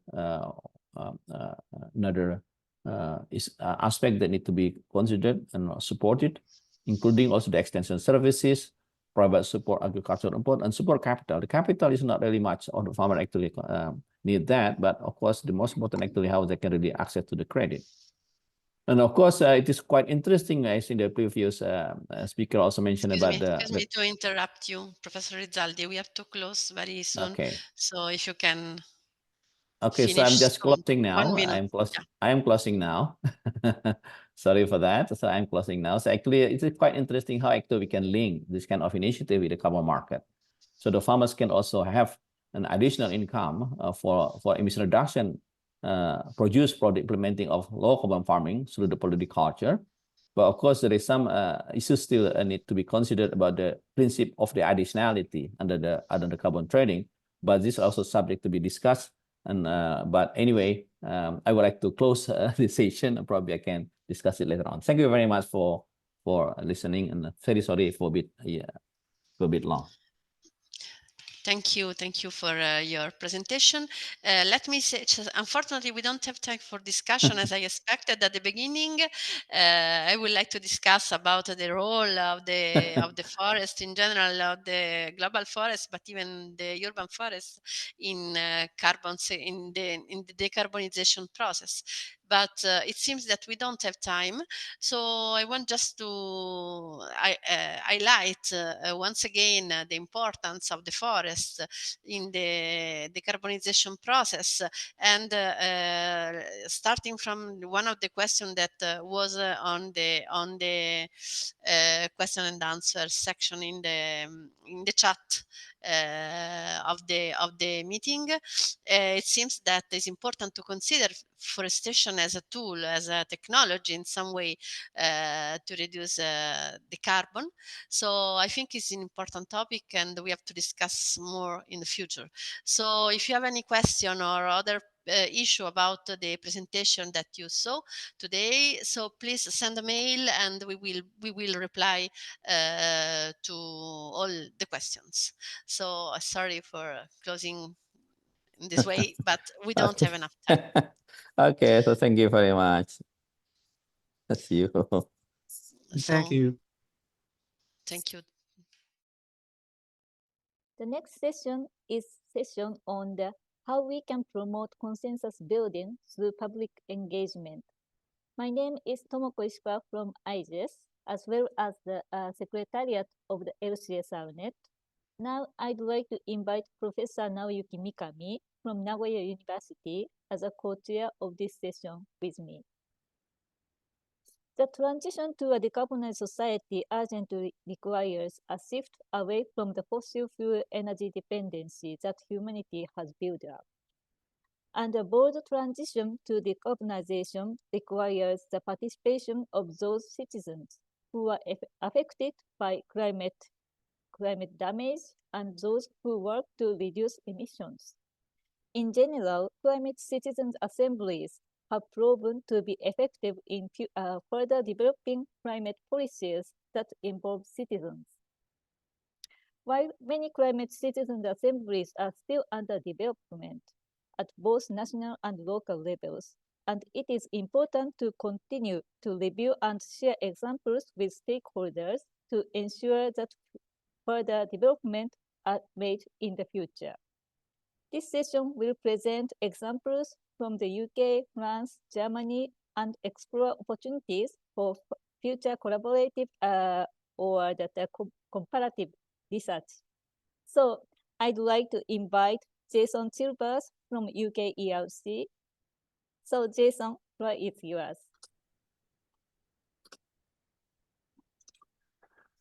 Thanks so much for the kind introduction and for setting up the session so well.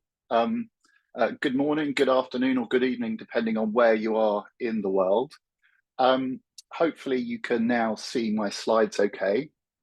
So this presentation introduces the work of the UK Energy Research Centre's Public Engagement Observatory, in particular our recent analysis of public engagement with energy climate change and net zero in the UK. And Jess has very well already introduced our Energy Research Centre in the UK and also the UK context. So thanks, Jess, for that. So I'll start by explaining why we think we need to take a new approach to public engagement with low carbon transitions, before very briefly saying a couple of words about the observatory. I'm then going to present some key findings from our recent mapping of public engagement in the UK before offering some concluding insights and recommendations. So societal engagement is now seen as crucial to realising low carbon transitions, and new approaches to public engagement are urgently needed. The common assumption used to be that there's a deficit of public understanding that needs to be corrected through improved communication to the public. This has given way to a drive to develop new active and interactive forms of public engagement. For example, to elicit public views through opinion surveys and citizens' assemblies, as we're talking about in this session, or to prompt citizen action through behaviour change initiatives or community programmes. So while important in their own right, these approaches, these kind of mainstream approaches to public engagement, tend to emphasise inviting an unengaged public to participate in discrete one-off forms of engagement that are kind of in specific parts of the wider system, so to speak. So partly in response to this, new ways, a third way of seeing and doing public engagement is emerging that sees public engagement as highly diverse, already existing in many different ways, that citizens are already engaging with energy and climate change, and also that all of these different forms of engagement connect up and interrelate as part of a wider system. And we've been developing this third perspective in our work within the UK Energy Research Centre. And we've been taking this forward through the Public Engagement Observatory that we've set up around 4 years ago. We've been pursuing this research. The observatory maps the many different ways that people are engaging with energy, climate change and net zero on an ongoing basis. And it openly shares, experiments with and undertakes these mappings with others to help make energy and climate related decisions, innovations and participation more just and responsive to society. And a central part of all of this, of the observatory, is this online platform where we openly share these mapping data sets of the diverse ways in which publics are engaging with energy and climate change in the UK. And we also encourage others to contribute to these data sets. We convene a network that connects actors working on public engagement with energy and climate change in the UK and also internationally. And we undertake experiments to try and put these new forms of evidence and these new methods into practice with partner organisations. So our recent national mapping of public engagement with energy, climate change and net zero in the UK used our comparative case analysis method, which involves systematic searches of the academic literature, grey literature and media sources to identify diverse cases of public engagement with energy and climate change occurring in the UK between 2015 and 2022. There is a QR code on the screen there if you want to link through to this report that we published earlier this year. So having gone through these systematic searches, we identified 284 cases of diverse cases of public engagement that we shortlisted for analysis. We then undertook documentary analysis on these cases to map how people are engaging, who's engaging, what are they engaging in, and where in the country. So as shown in this diagram, our mapping shows that public engagement with energy and climate change in the UK are highly diverse, and they range from those that are led by institutions to those that are led by citizens themselves. And they range from engagements that are about expressing public views, publics coming forward and expressing opinions and views, to those engagements that are more action orientated, about getting on with action around the transition. There's a lot to this map, but one of the things that it shows us is that institution-led forms of participation on the left-hand side of the figure are more dominant and widespread. We see a lot of engagements in the top left corner around eliciting public views through surveys and interviews and focus groups and consultations. We see deliberative processes, including citizens' assemblies, also being quite prevalent, and also this is something that's increased a lot in the recent period. I'm going to say a little bit more on that in a moment. Institution-led engagements that are more action-oriented are towards the bottom left of this diagram. And importantly, a crucial finding is that we find that there's a prevalence of engagements that are more citizen-led and uninvited. Activism, protest, and also to the bottom right of the diagram, community action groups where citizens are actually getting on with taking commitments and actions in their own communities. The rise of citizens' assemblies, though, and just to say citizens' assemblies is only then part of this wider map of public engagement, but the rise of citizens' assemblies is a significant development over the current mapping period. So alongside in the UK, the Climate Assembly UK, the national process commissioned by UK Parliament, we've had a citizens' assembly in Scotland, a range of local and regional citizens' assemblies as well. And these have undoubtedly enhanced the involvement of members of the public in learning about, debating and making recommendations on how we should act on climate change. But in our analyses, we find that citizens' assemblies, however well designed, cannot just simply equate to the views of, say, the UK public as a whole. They offer a specific public representation formed in a particular way for particular purposes. So the rise of citizens' assemblies as well in the UK, we find from our mappings, has been closely tied to other forms of engagement, such as demands of activist groups like Extinction Rebellion. And this highlights how many forms of engagement are interrelating with each other. So a key challenge is to not only represent individual citizens through a citizens' assembly in a singular way, but to also ensure that the many other assemblies of citizens, such as those identified in our mapping, are represented, listened to, and allowed to act on climate change, is one of the findings that we come up with in the report. Finally, I just wanted to mention that our mappings provide new insights on what people are actually engaging with or in. And across the diverse cases, this spanned 27 different aspects or objects of engagement, which relate to broader themes of climate change and decarbonisation, and also engagement in aspects to do with the energy system. But in this particular phase of work that we've done here, we found an increasing visibility of engagements focused more explicitly on societal aspects of energy and climate change, and also engagements that are acting on, say, the energy system, but are on issues or topics that lie outside of the system, such as sustainability, social and economic change, sustainable living. But a key point here is that no one single form of participation or public engagement, including a citizens' assembly, can encompass all of these things. All of these things come through from our wider mapping. And so every instance of participation, including citizens' assemblies, are partial and framed in particular ways. We also see that the more institution-led cases to the left-hand side of the diagram that I showed earlier are more narrowly framed in more instrumental, technical and economic terms, whereas the citizen-led engagements more to the right of that diagram I showed a moment ago raise concerns and bring actions forward that are in addition to those institution-led processes. And they emphasize aspects like equity, justice, and more radical forms of social change. So in conclusion then, our analysis highlights 4 key areas of insights and recommendation. The first is that we need to recognize diverse public engagements with energy, climate change, and net zero. So we show that actually the publics are already engaged in many different ways around energy and climate change. And different forms of public engagement shape what people say and do in different ways. Citizen-led engagements, for instance, bring forward alternative or additional public concerns and actions compared to those that are institution-led.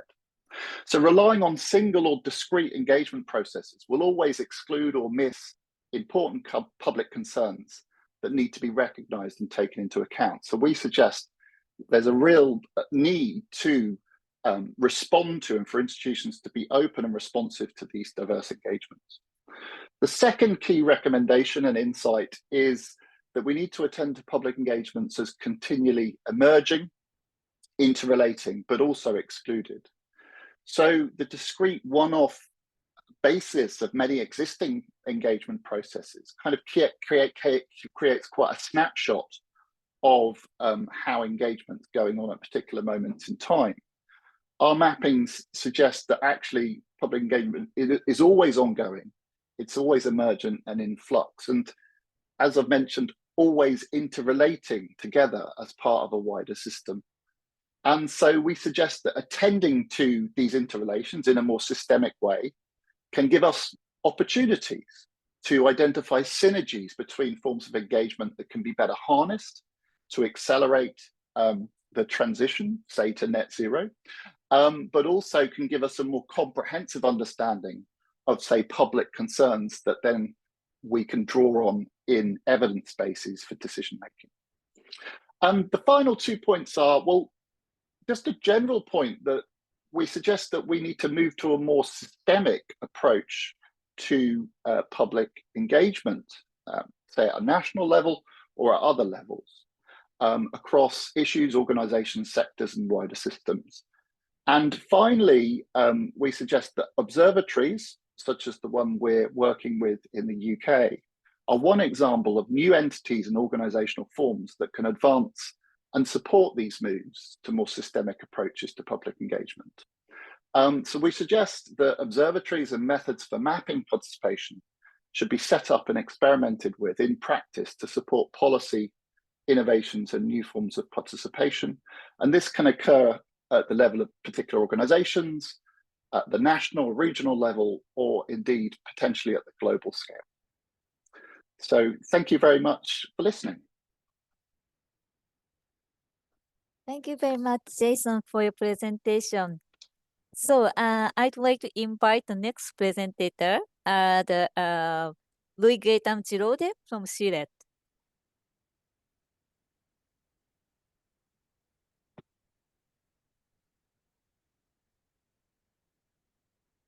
Hi.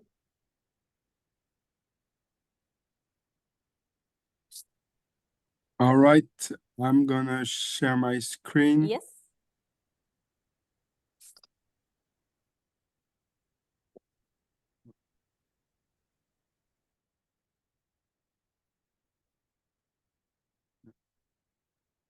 Can you see it? Yes. All right. Thank you very much for having me. So I'll delve into the citizen assemblies device and take a closer look at one experience in particular, which is the French Citizens Convention for Climate.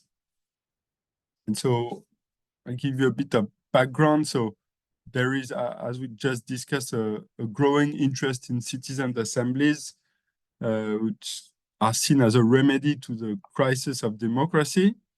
And in France in particular, there was a Gilets jaunes crisis in 2018. So a lot of protests for several weeks against, among other topics, the French carbon tax.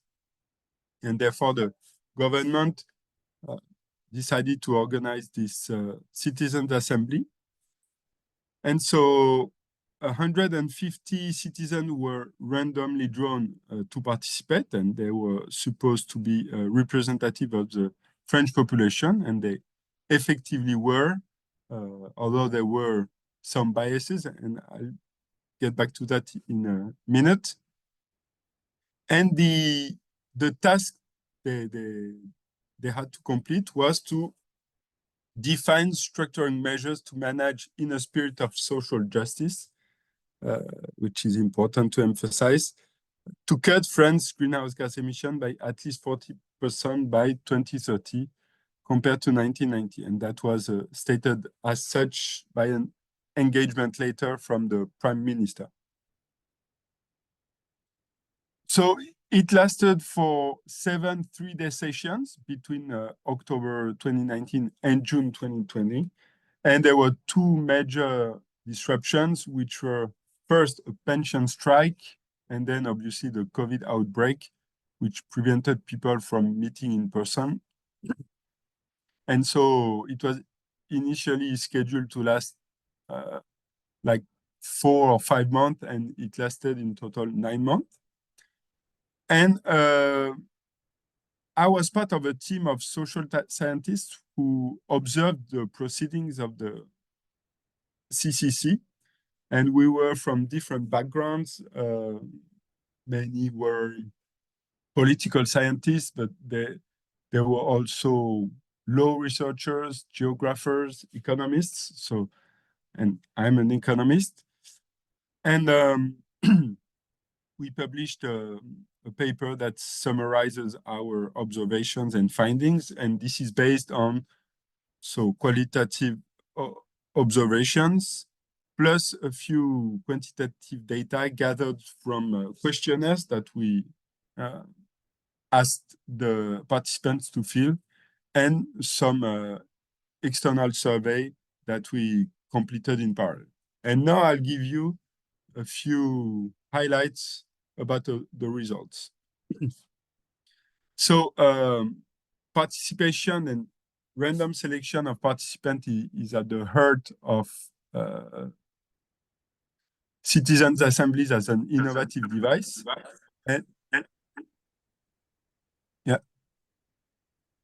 And so one may legitimately wonder whether there are some biases. So participants were selected based on a range of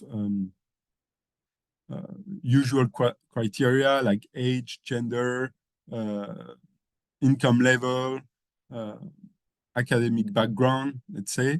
And attitude towards climate change was not a criterion, unlike in the UK, for instance. And as you can see here, so we compared how importantly participants considered the climate change issue compared to a random sample or a representative sample of the French population. That's the bar that's on top. And you see that the CCC participants put relatively more weight on the environment. Okay, so one could argue that, all right, they are perhaps greener than the French population, but you need to bear in mind that participation was voluntary. So, of course, only the most motivated participated.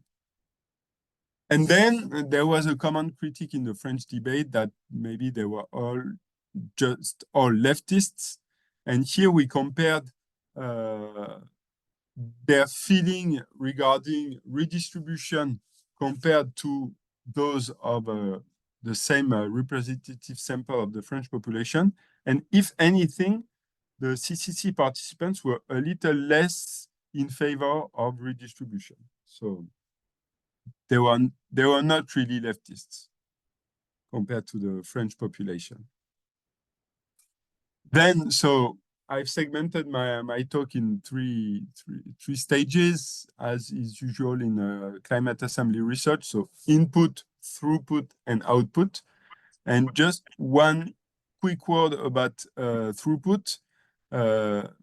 Obviously, so the bottom line with citizens' assemblies in general is that some input from experts will be needed, because the goal is to deliberate and take all the time needed to really exchange views and build arguments. But you might expect it to be even more the case with when it comes to climate change, which is a very technical and broad-ranging topic. And here, when we asked respondents about which input was most important for them to form their views, well, the experts invited for hearings and a technical advisory group comes first, which illustrates the importance of the framing and the kind of inputs that the participants receive. And now I'll say a few words about the output. So the citizens made, so they collectively drafted 150 proposals. and then they voted for or against these 150 proposals, and they retained 149, which is they rejected one measure. The one measure they rejected was a reduction of work time from 35 to 28 hours a week. And then all measures were approved with a very high positive rates of 85% or higher, except one measure, which you might think is the most contentious, limiting speed limits to 110 kilometers per hour on freeways. Okay, so these were submitted to the government, and then the citizen had a meeting with President Macron, and so he rejected 3 measures, claiming that he had the right to use jokers or trump cards, and in particular, he rejected the tax on dividends, which makes sense. I mean, he's a quite liberal president, and that was clearly against his ideology. And then the reduction on speed limits, because he claimed that he had taken a similar measure in the past, and that one of the what fueled the Gilets jaunes crisis. And then most other proposals were discussed in the public debates, and there was a law that followed up on this citizens' assembly, which is quite not noticeable. That I mean, follow-up was effective, but it only contained between 20 and 50% of the proposals of the citizens. Okay. And one last legitimate question is, how well does the citizen work resonate with the general public? And here again, we surveyed the general public about the citizens' work. And to make the long story short, the histograms on the top suggest that there was a wide support for the measures proposed or being drafted by the citizen, large support among the general public, but strong skepticism about the device, which was mostly seen as some way for the government to escape their responsibility. Okay. So to conclude, the French Citizen Convention for Climate was the most significant experience to date with citizens' assemblies, at least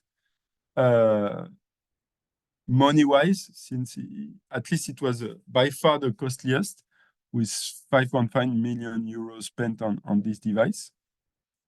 It was quite effective at building trust among participants, and one evidence for this is the high rates with which measures were approved by the participants. And then an important limitation is the lack of resonance that it had with the general public. The legacy here again is both positive and negative. The positive side is that now the citizens' proposal, even those that were not followed upon by the government, form kind of a corpus of highly credible measures.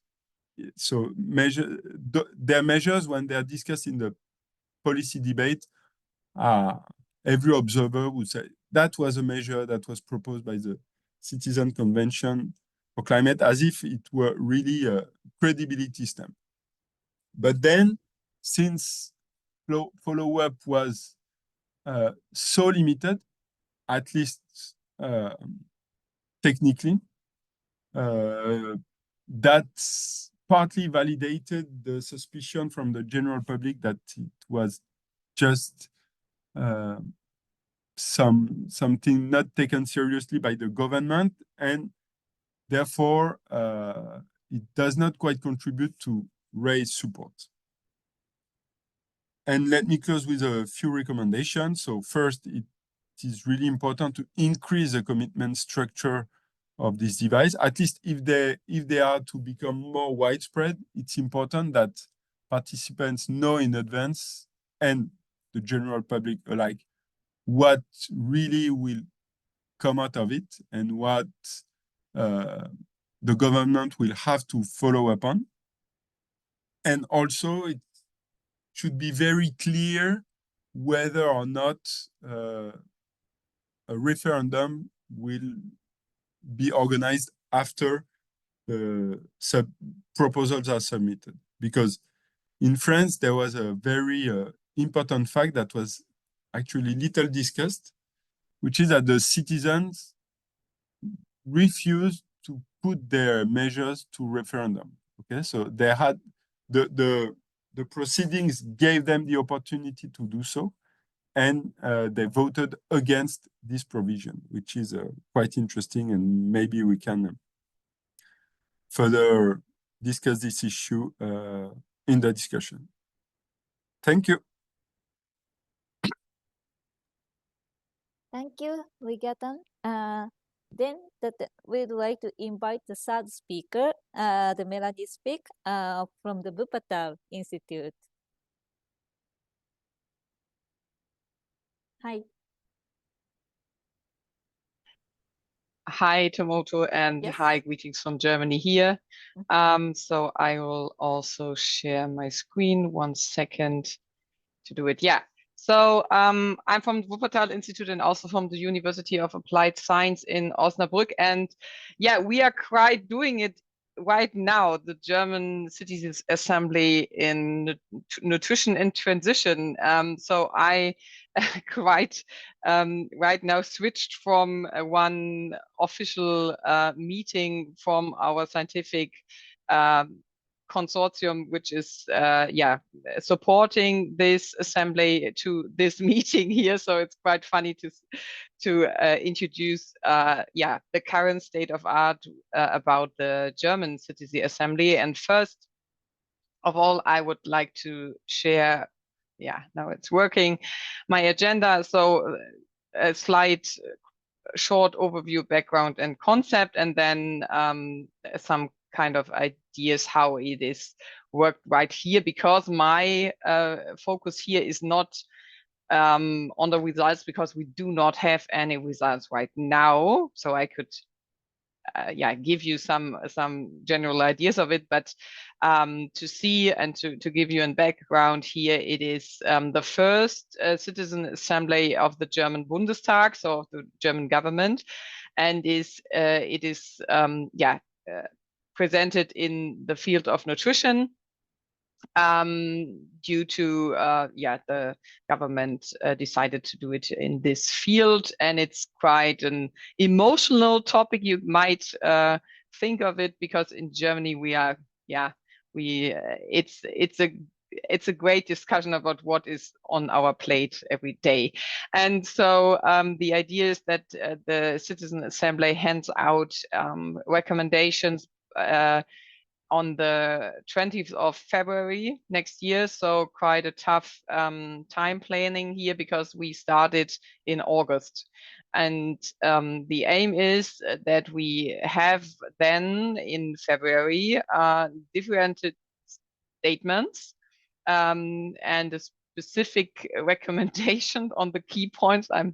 It will be quite tough right now. But the Citizen Assembly is working a lot, and that's what I would like to introduce here.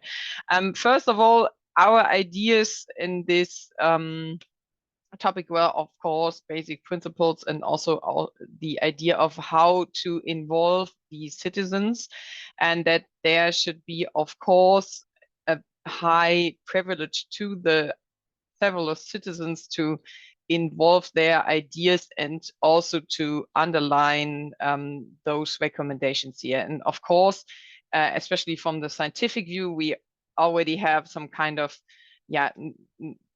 transparency, and also keep it in mind that results and recommendations go within the right recommendations of what is a scientific underlined recommendation here. That is quite a great discussion right now. And also, yeah, we have some kind of various methods and inclusions. And to give you a short overview about this concept, we have 3 weekends where the citizens met. First was in the end of September, beginning of October, then the second was in November, and the next one will be in January. And within those special great meetings, they have online meetings, which are for normal then on Tuesdays, and take 3.5 hours, and trying to get some so here, only to give you an overview, it is so a lot of time, and sorry for there are a few words in German, but I will introduce them. It took a lot of time to get them into the first movement to create their understanding what is a food system, and also that we have supply chains which are always behind their foods and all their products, and that we also, if we discuss maybe about labeling, that is one important point here, then we also have to discuss about, okay, what could be done along value chains, along the private consumption, private households, but also out of home catering, which is also my main focus here, and trying to get them into a more better understanding what is a food system, and that it's much more, that it is much more complexer than a normal citizen might think. Then we had a great discussion in the first weekend, and to introduce them, and also to prioritize 3 topics of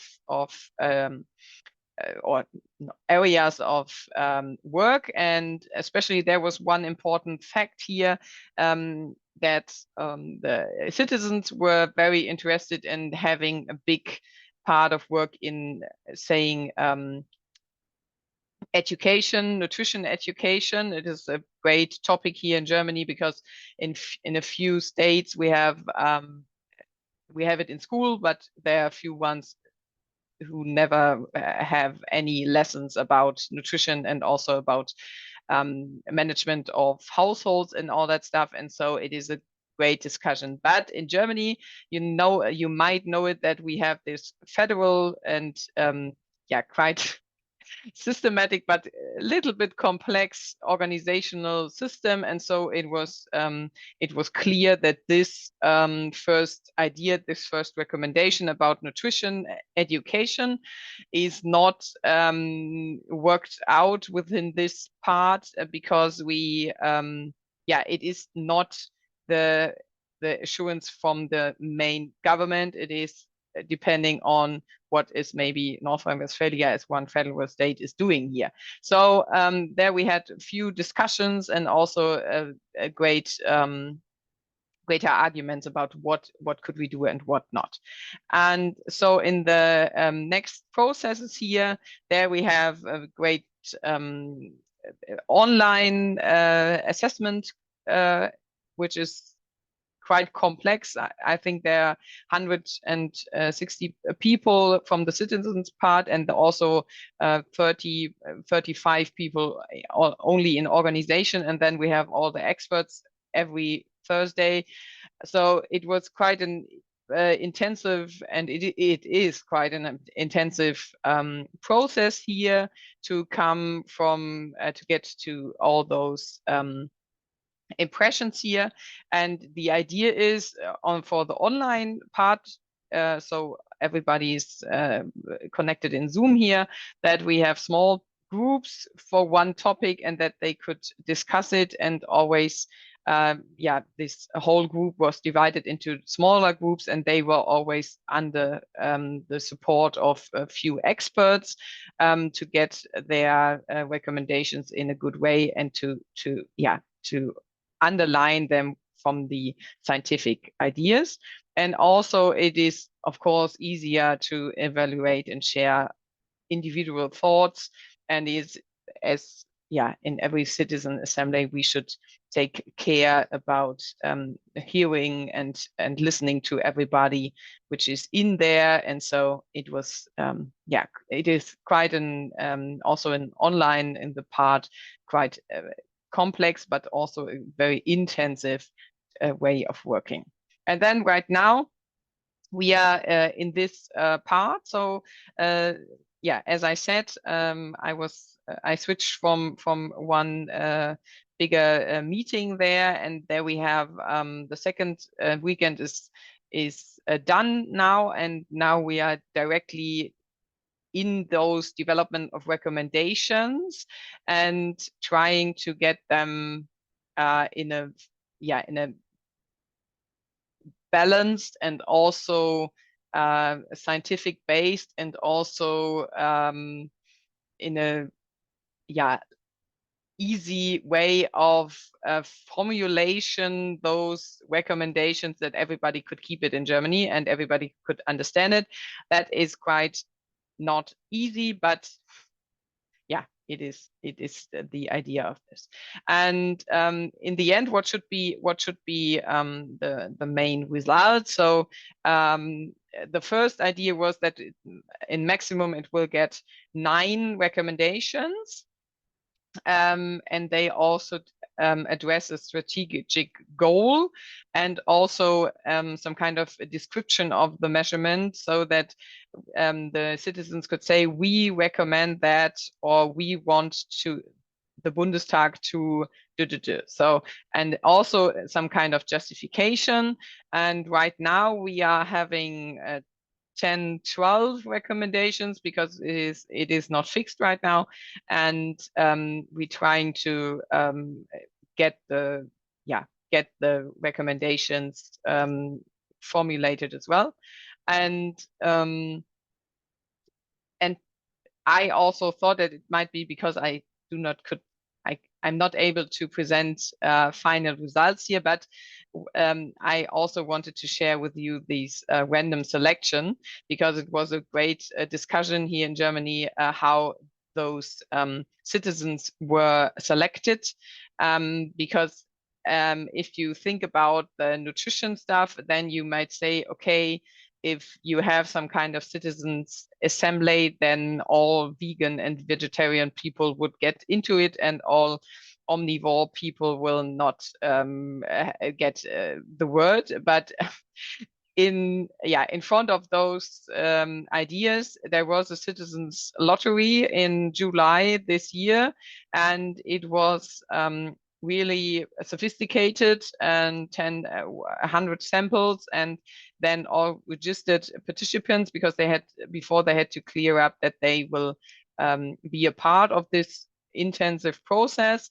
And then in the end, there was created some kind of sample which is building up the German population, coming from the educational qualification, and also from the theme, from their nutrition styles. So you see this first part here. So we have in Germany 88% of people who do not say that they are vegan and vegetarian. Some of them are flexitarian, how we call it here, but they do not say that they're vegetarian or vegan. And 12% say, okay, we are, or 10 and plus 2%. And so it was clear that this sample of citizens is also divided into this. And also we have the educational level, which is also met in this part here, to make it sure that every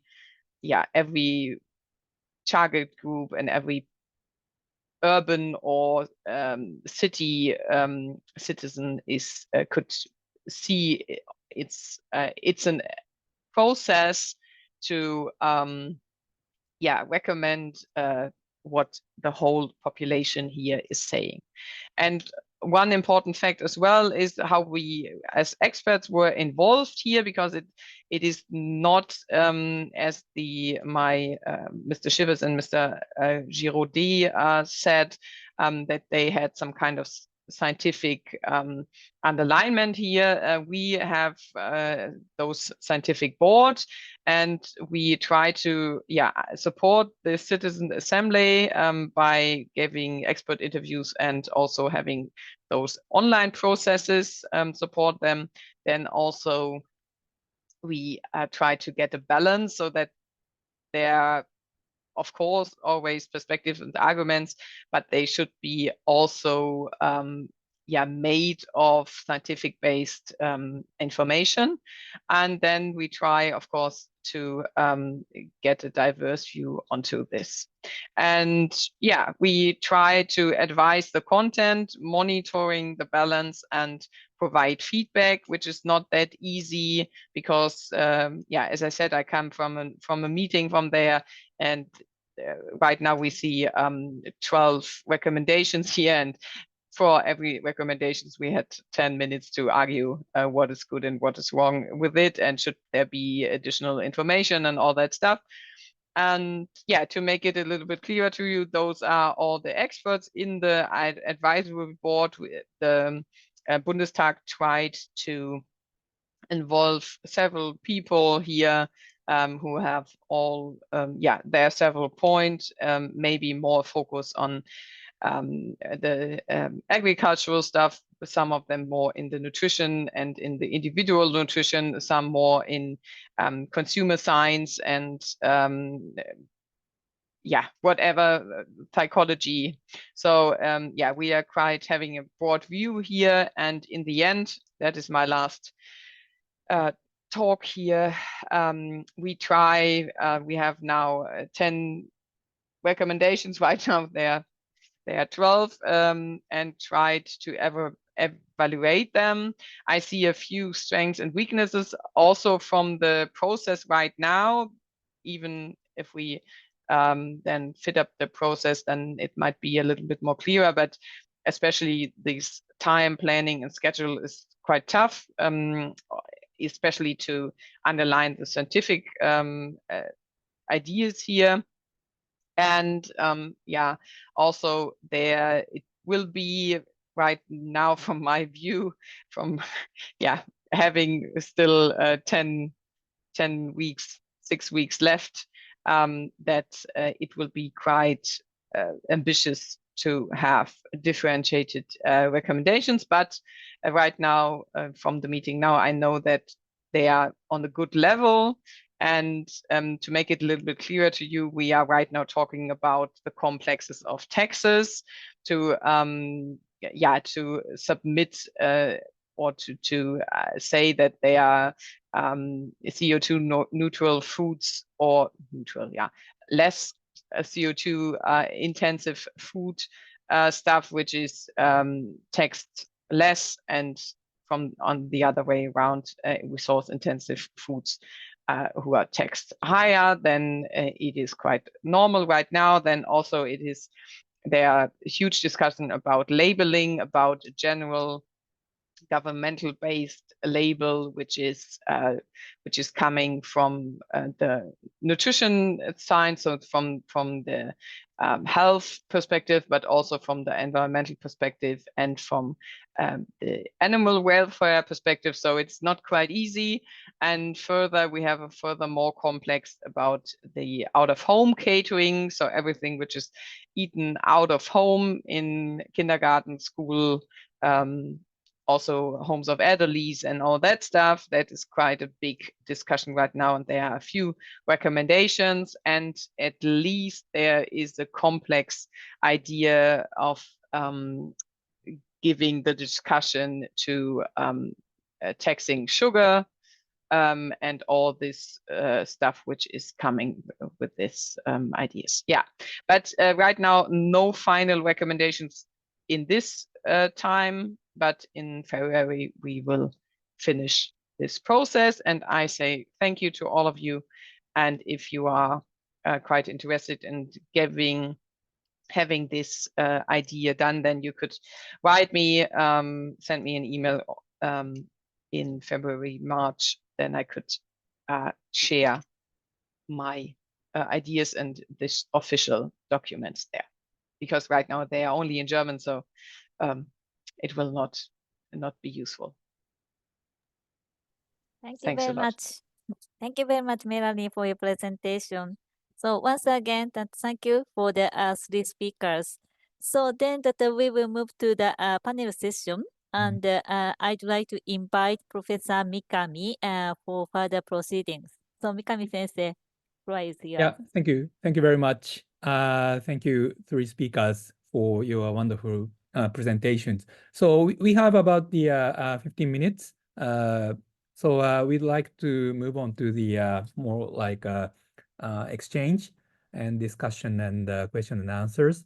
So I'd like to invite 2 panelists for sort of some comments, and also as well as introduction of additional or related topics. So first, I'd like to invite Akihisa Kuriyama from IGES. Thank you very much, your kind introduction. So the time is limited, so here I read my slide, but I don't explain all. So actually, I just have also some working with scenario developing with local stakeholders. So using some energy scenarios and also power supply demand analysis, and also we have doing public consultations with workshops and interviews. So, but today time is limited. I'm just only saying showing results. So as all speakers today explained that when we talk about talk with local peoples, probably they are interested not only climate and energy issues, but also they are interested in social and sustainable issues. So of course we are kind of modeling energy issues, but also we need to take care about those aspects. Otherwise, then if we take those issues, probably acceptabilities of scenarios or recommendations could be higher than the scenario without those aspects. So this is also same feeling with you, and also same result from our analysis. And also when we talk about local people, they are more interested in how we can materialize those issues. In that sense, we also need to talk about financial framework and also regulatory framework, how to materialize their recommendations or our suggestions into practice.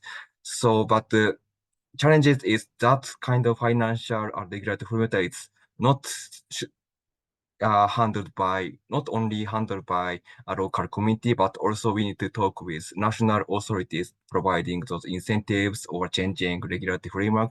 So this is also another challenging to dealing with local issues. But anyway, NGOs or researchers like us need to have a role to integrate those both local issues and national issues, then deliver its proper message for audience. So yeah, that is my comments for all speakers and also sharing our experiences. So thank you very much. That's all from my side. Thank you. Thank you very much, Kuriyama-san. So I'd like to next invite Boyd Choman, please.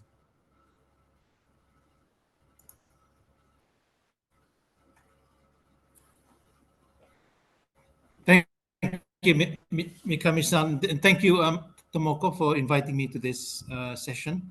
I hope people can hear me. It's just going through what was discussed just now. I think just want to share what I've learned and what I've been doing in Malaysia, in particular in Iskandar, Malaysia, where I used to be the head of environment and resilient environment later on. But I'm now in private practice. But I guess I'm involved in this because of the fact that I knew Tomoko and others in Malaysian point of view. I can see that citizen assemblies, I think it's a good idea in a European sense, But when it comes to a Malaysian context or possibly Asian context, it might not work as easily. I haven't tried this, and it seems quite fairly new, but I don't know whether it can work that easily, because you need to introduce that kind of concept and approach when you're dealing with that I've learned and been trying out, not trying out, actually doing and getting the results that we want. I cover at least three. One is called the Iskandar Malaysia, the region I work for in Johor, Malaysia, called Eco Life Challenge for Schools. Now, it's very much, if you're talking about consensus building and getting people involved in things like climate action and the topic that was discussed today, what is critically important is how you go to the people. It's not, I think it's better to go to the people. It might be old-fashioned in some ways, but if you go to the people, the strength of that engagement is a lot more compared to expecting them to come to you, as it were. So it's in England, and it's different from what I do in Iskandar Malaysia or in Malaysia today. It's very much engaging them at the local level, getting to know them, and at least in terms of a Malaysian context, you need to reach critical in our society. Very traditional, cultural, but if you get them involved, very, very powerful, because the people will get to know it and they want to get involved as well, especially on topics that are very carbon, not very carbon as well, but very much jargon involved, things like climate change, greenhouse gas emissions, inventories, that kind of thing, carbon pricing. So you need to get people involved at that very basic level to get their understanding first, and then you can get engaged. So the awareness part is critical, then you get them involved. At the outset, in one of the projects that we did in Sabah, in Borneo, which is called environmental local planning, which is the preparation of local plans in 4 districts. I did the same thing. I was the awareness raising advisor then, but that one helped a lot by going to communities, speaking the languages, because each region of Sabah, there are 32 ethnic languages, by the way. So we use 2 statewide or national languages, which is English and Malay, and 2 local languages, could be Chinese or another local race native tongue language. So you need to have those and get them involved that way. The other part that we did about today, of course, you got social media and you got things like Facebook and X and other things. Those are useful, but from my point of view, I think they are more useful on the European context. When you come to a Malaysian context or even ASEAN context, it's a lot more powerful to be able to go to the people, talk to them, and speak to them at their level. You have to go to them in their houses, which I have done, and speak to them in their living room and talk to them about climate, for example.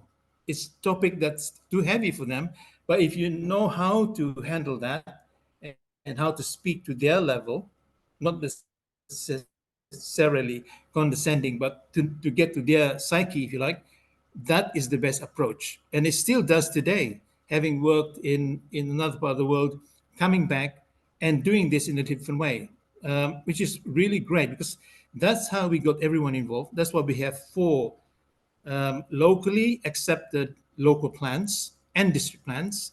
And we also have shoreline management plans that really work very well. The other thing that I want to share with you guys is how you can engage people in a particular setting. I think Louis might have talked about, know about this. It's called charrette, which I've learned and tried to use in Malaysia, in Sabah. It worked really well. We spent 4 days of engagement with local people, communities, NGOs, the local authorities, and really intense approach to doing something for a local plan. And it worked really well, because at the end of the day, what you have is a set of recommendations.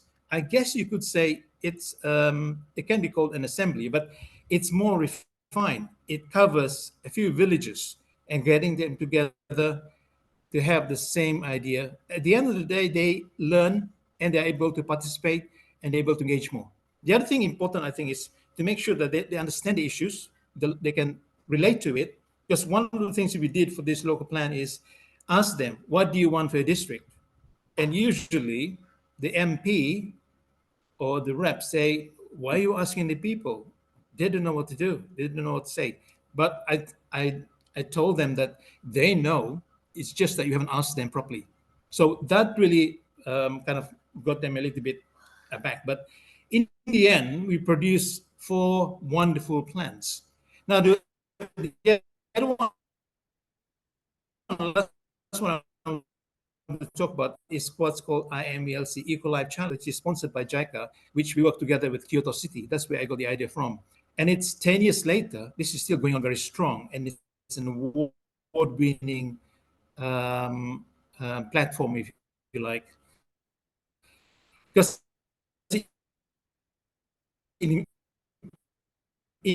initially in 2014, there were only 6 schools involved, primary schools in Iskandar, Malaysia. Today, all 509 schools involved in this project. Now, it deal with your waste management and things like nature-based solutions. And what it did is, what is unique, and I want to share with you guys, is the fact that this doesn't just involve the primary school kids, it involves the parents, it involves the schools and school teachers, it involves the state education department, and it involves the state of Johor. How good is that? It's such a powerful tool, and it's being now being looked at by other countries in Asia, in Southeast Asia in particular. So this is a wonderful opportunity for us to share it to everyone else, because it means that we have something that really worked for this part of the world. It's great to have citizen assemblies, which I will look into, but I think it's like that assembly is very similar in another way, in another label called charrette, because it's about community mapping. That's the other thing we want to share with you, finally, is a community mapping where, as you guys were talking about, we got the village people to make plans, very simple, even like very kid plans, about water supply, about electricity supply, where they want community buildings, where they want their farms and things like that. It really, really worked. And what I did was blend that idea together with, in the UK, called the village appraisal, which I've learned from Seven Oaks way back in the 90s, and merge that together with what we're doing here. And it worked. That's how the citizen got some of the funding through the federal government and state government, because they were able to produce these documents for their own place. And what we did, if you like, the professionals, is then interpret their plans, a simple mapping, into something tangible that can be looked at by policymakers. So just want to share with you guys that there's a lot of things that we can do here, very simple, but it works from my point of view, because it worked for this part of the world. In another part, it might not be, but there you go. That's my sharing. Thank you, Tomoko. Thank you, everyone. Yeah, thank you, Boyd. Thank you very much. So we are actually, unfortunately, running out of time, but I have been kind of, very much impressed about the diversity of public engagement in energy, climate, and net zero. And so I'd like to think a little bit deeper further about the, how so should we integrate climate assemblies into the entire pictures of the diverse aspect of public engagement of energy and climate. So thank you very much for all 3 speakers and the panelists. So let's give our big hands to them. Thank you very much.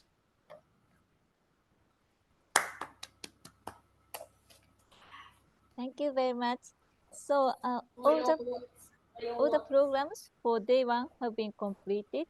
So I'd like to thank all of you for joining this session. I hope the discussions were both fruitful and insightful. Day 2 of the annual meeting will be held at the same time tomorrow, so we hope to see you online tomorrow as well. So thank you very much again. So see you tomorrow. Bye-bye.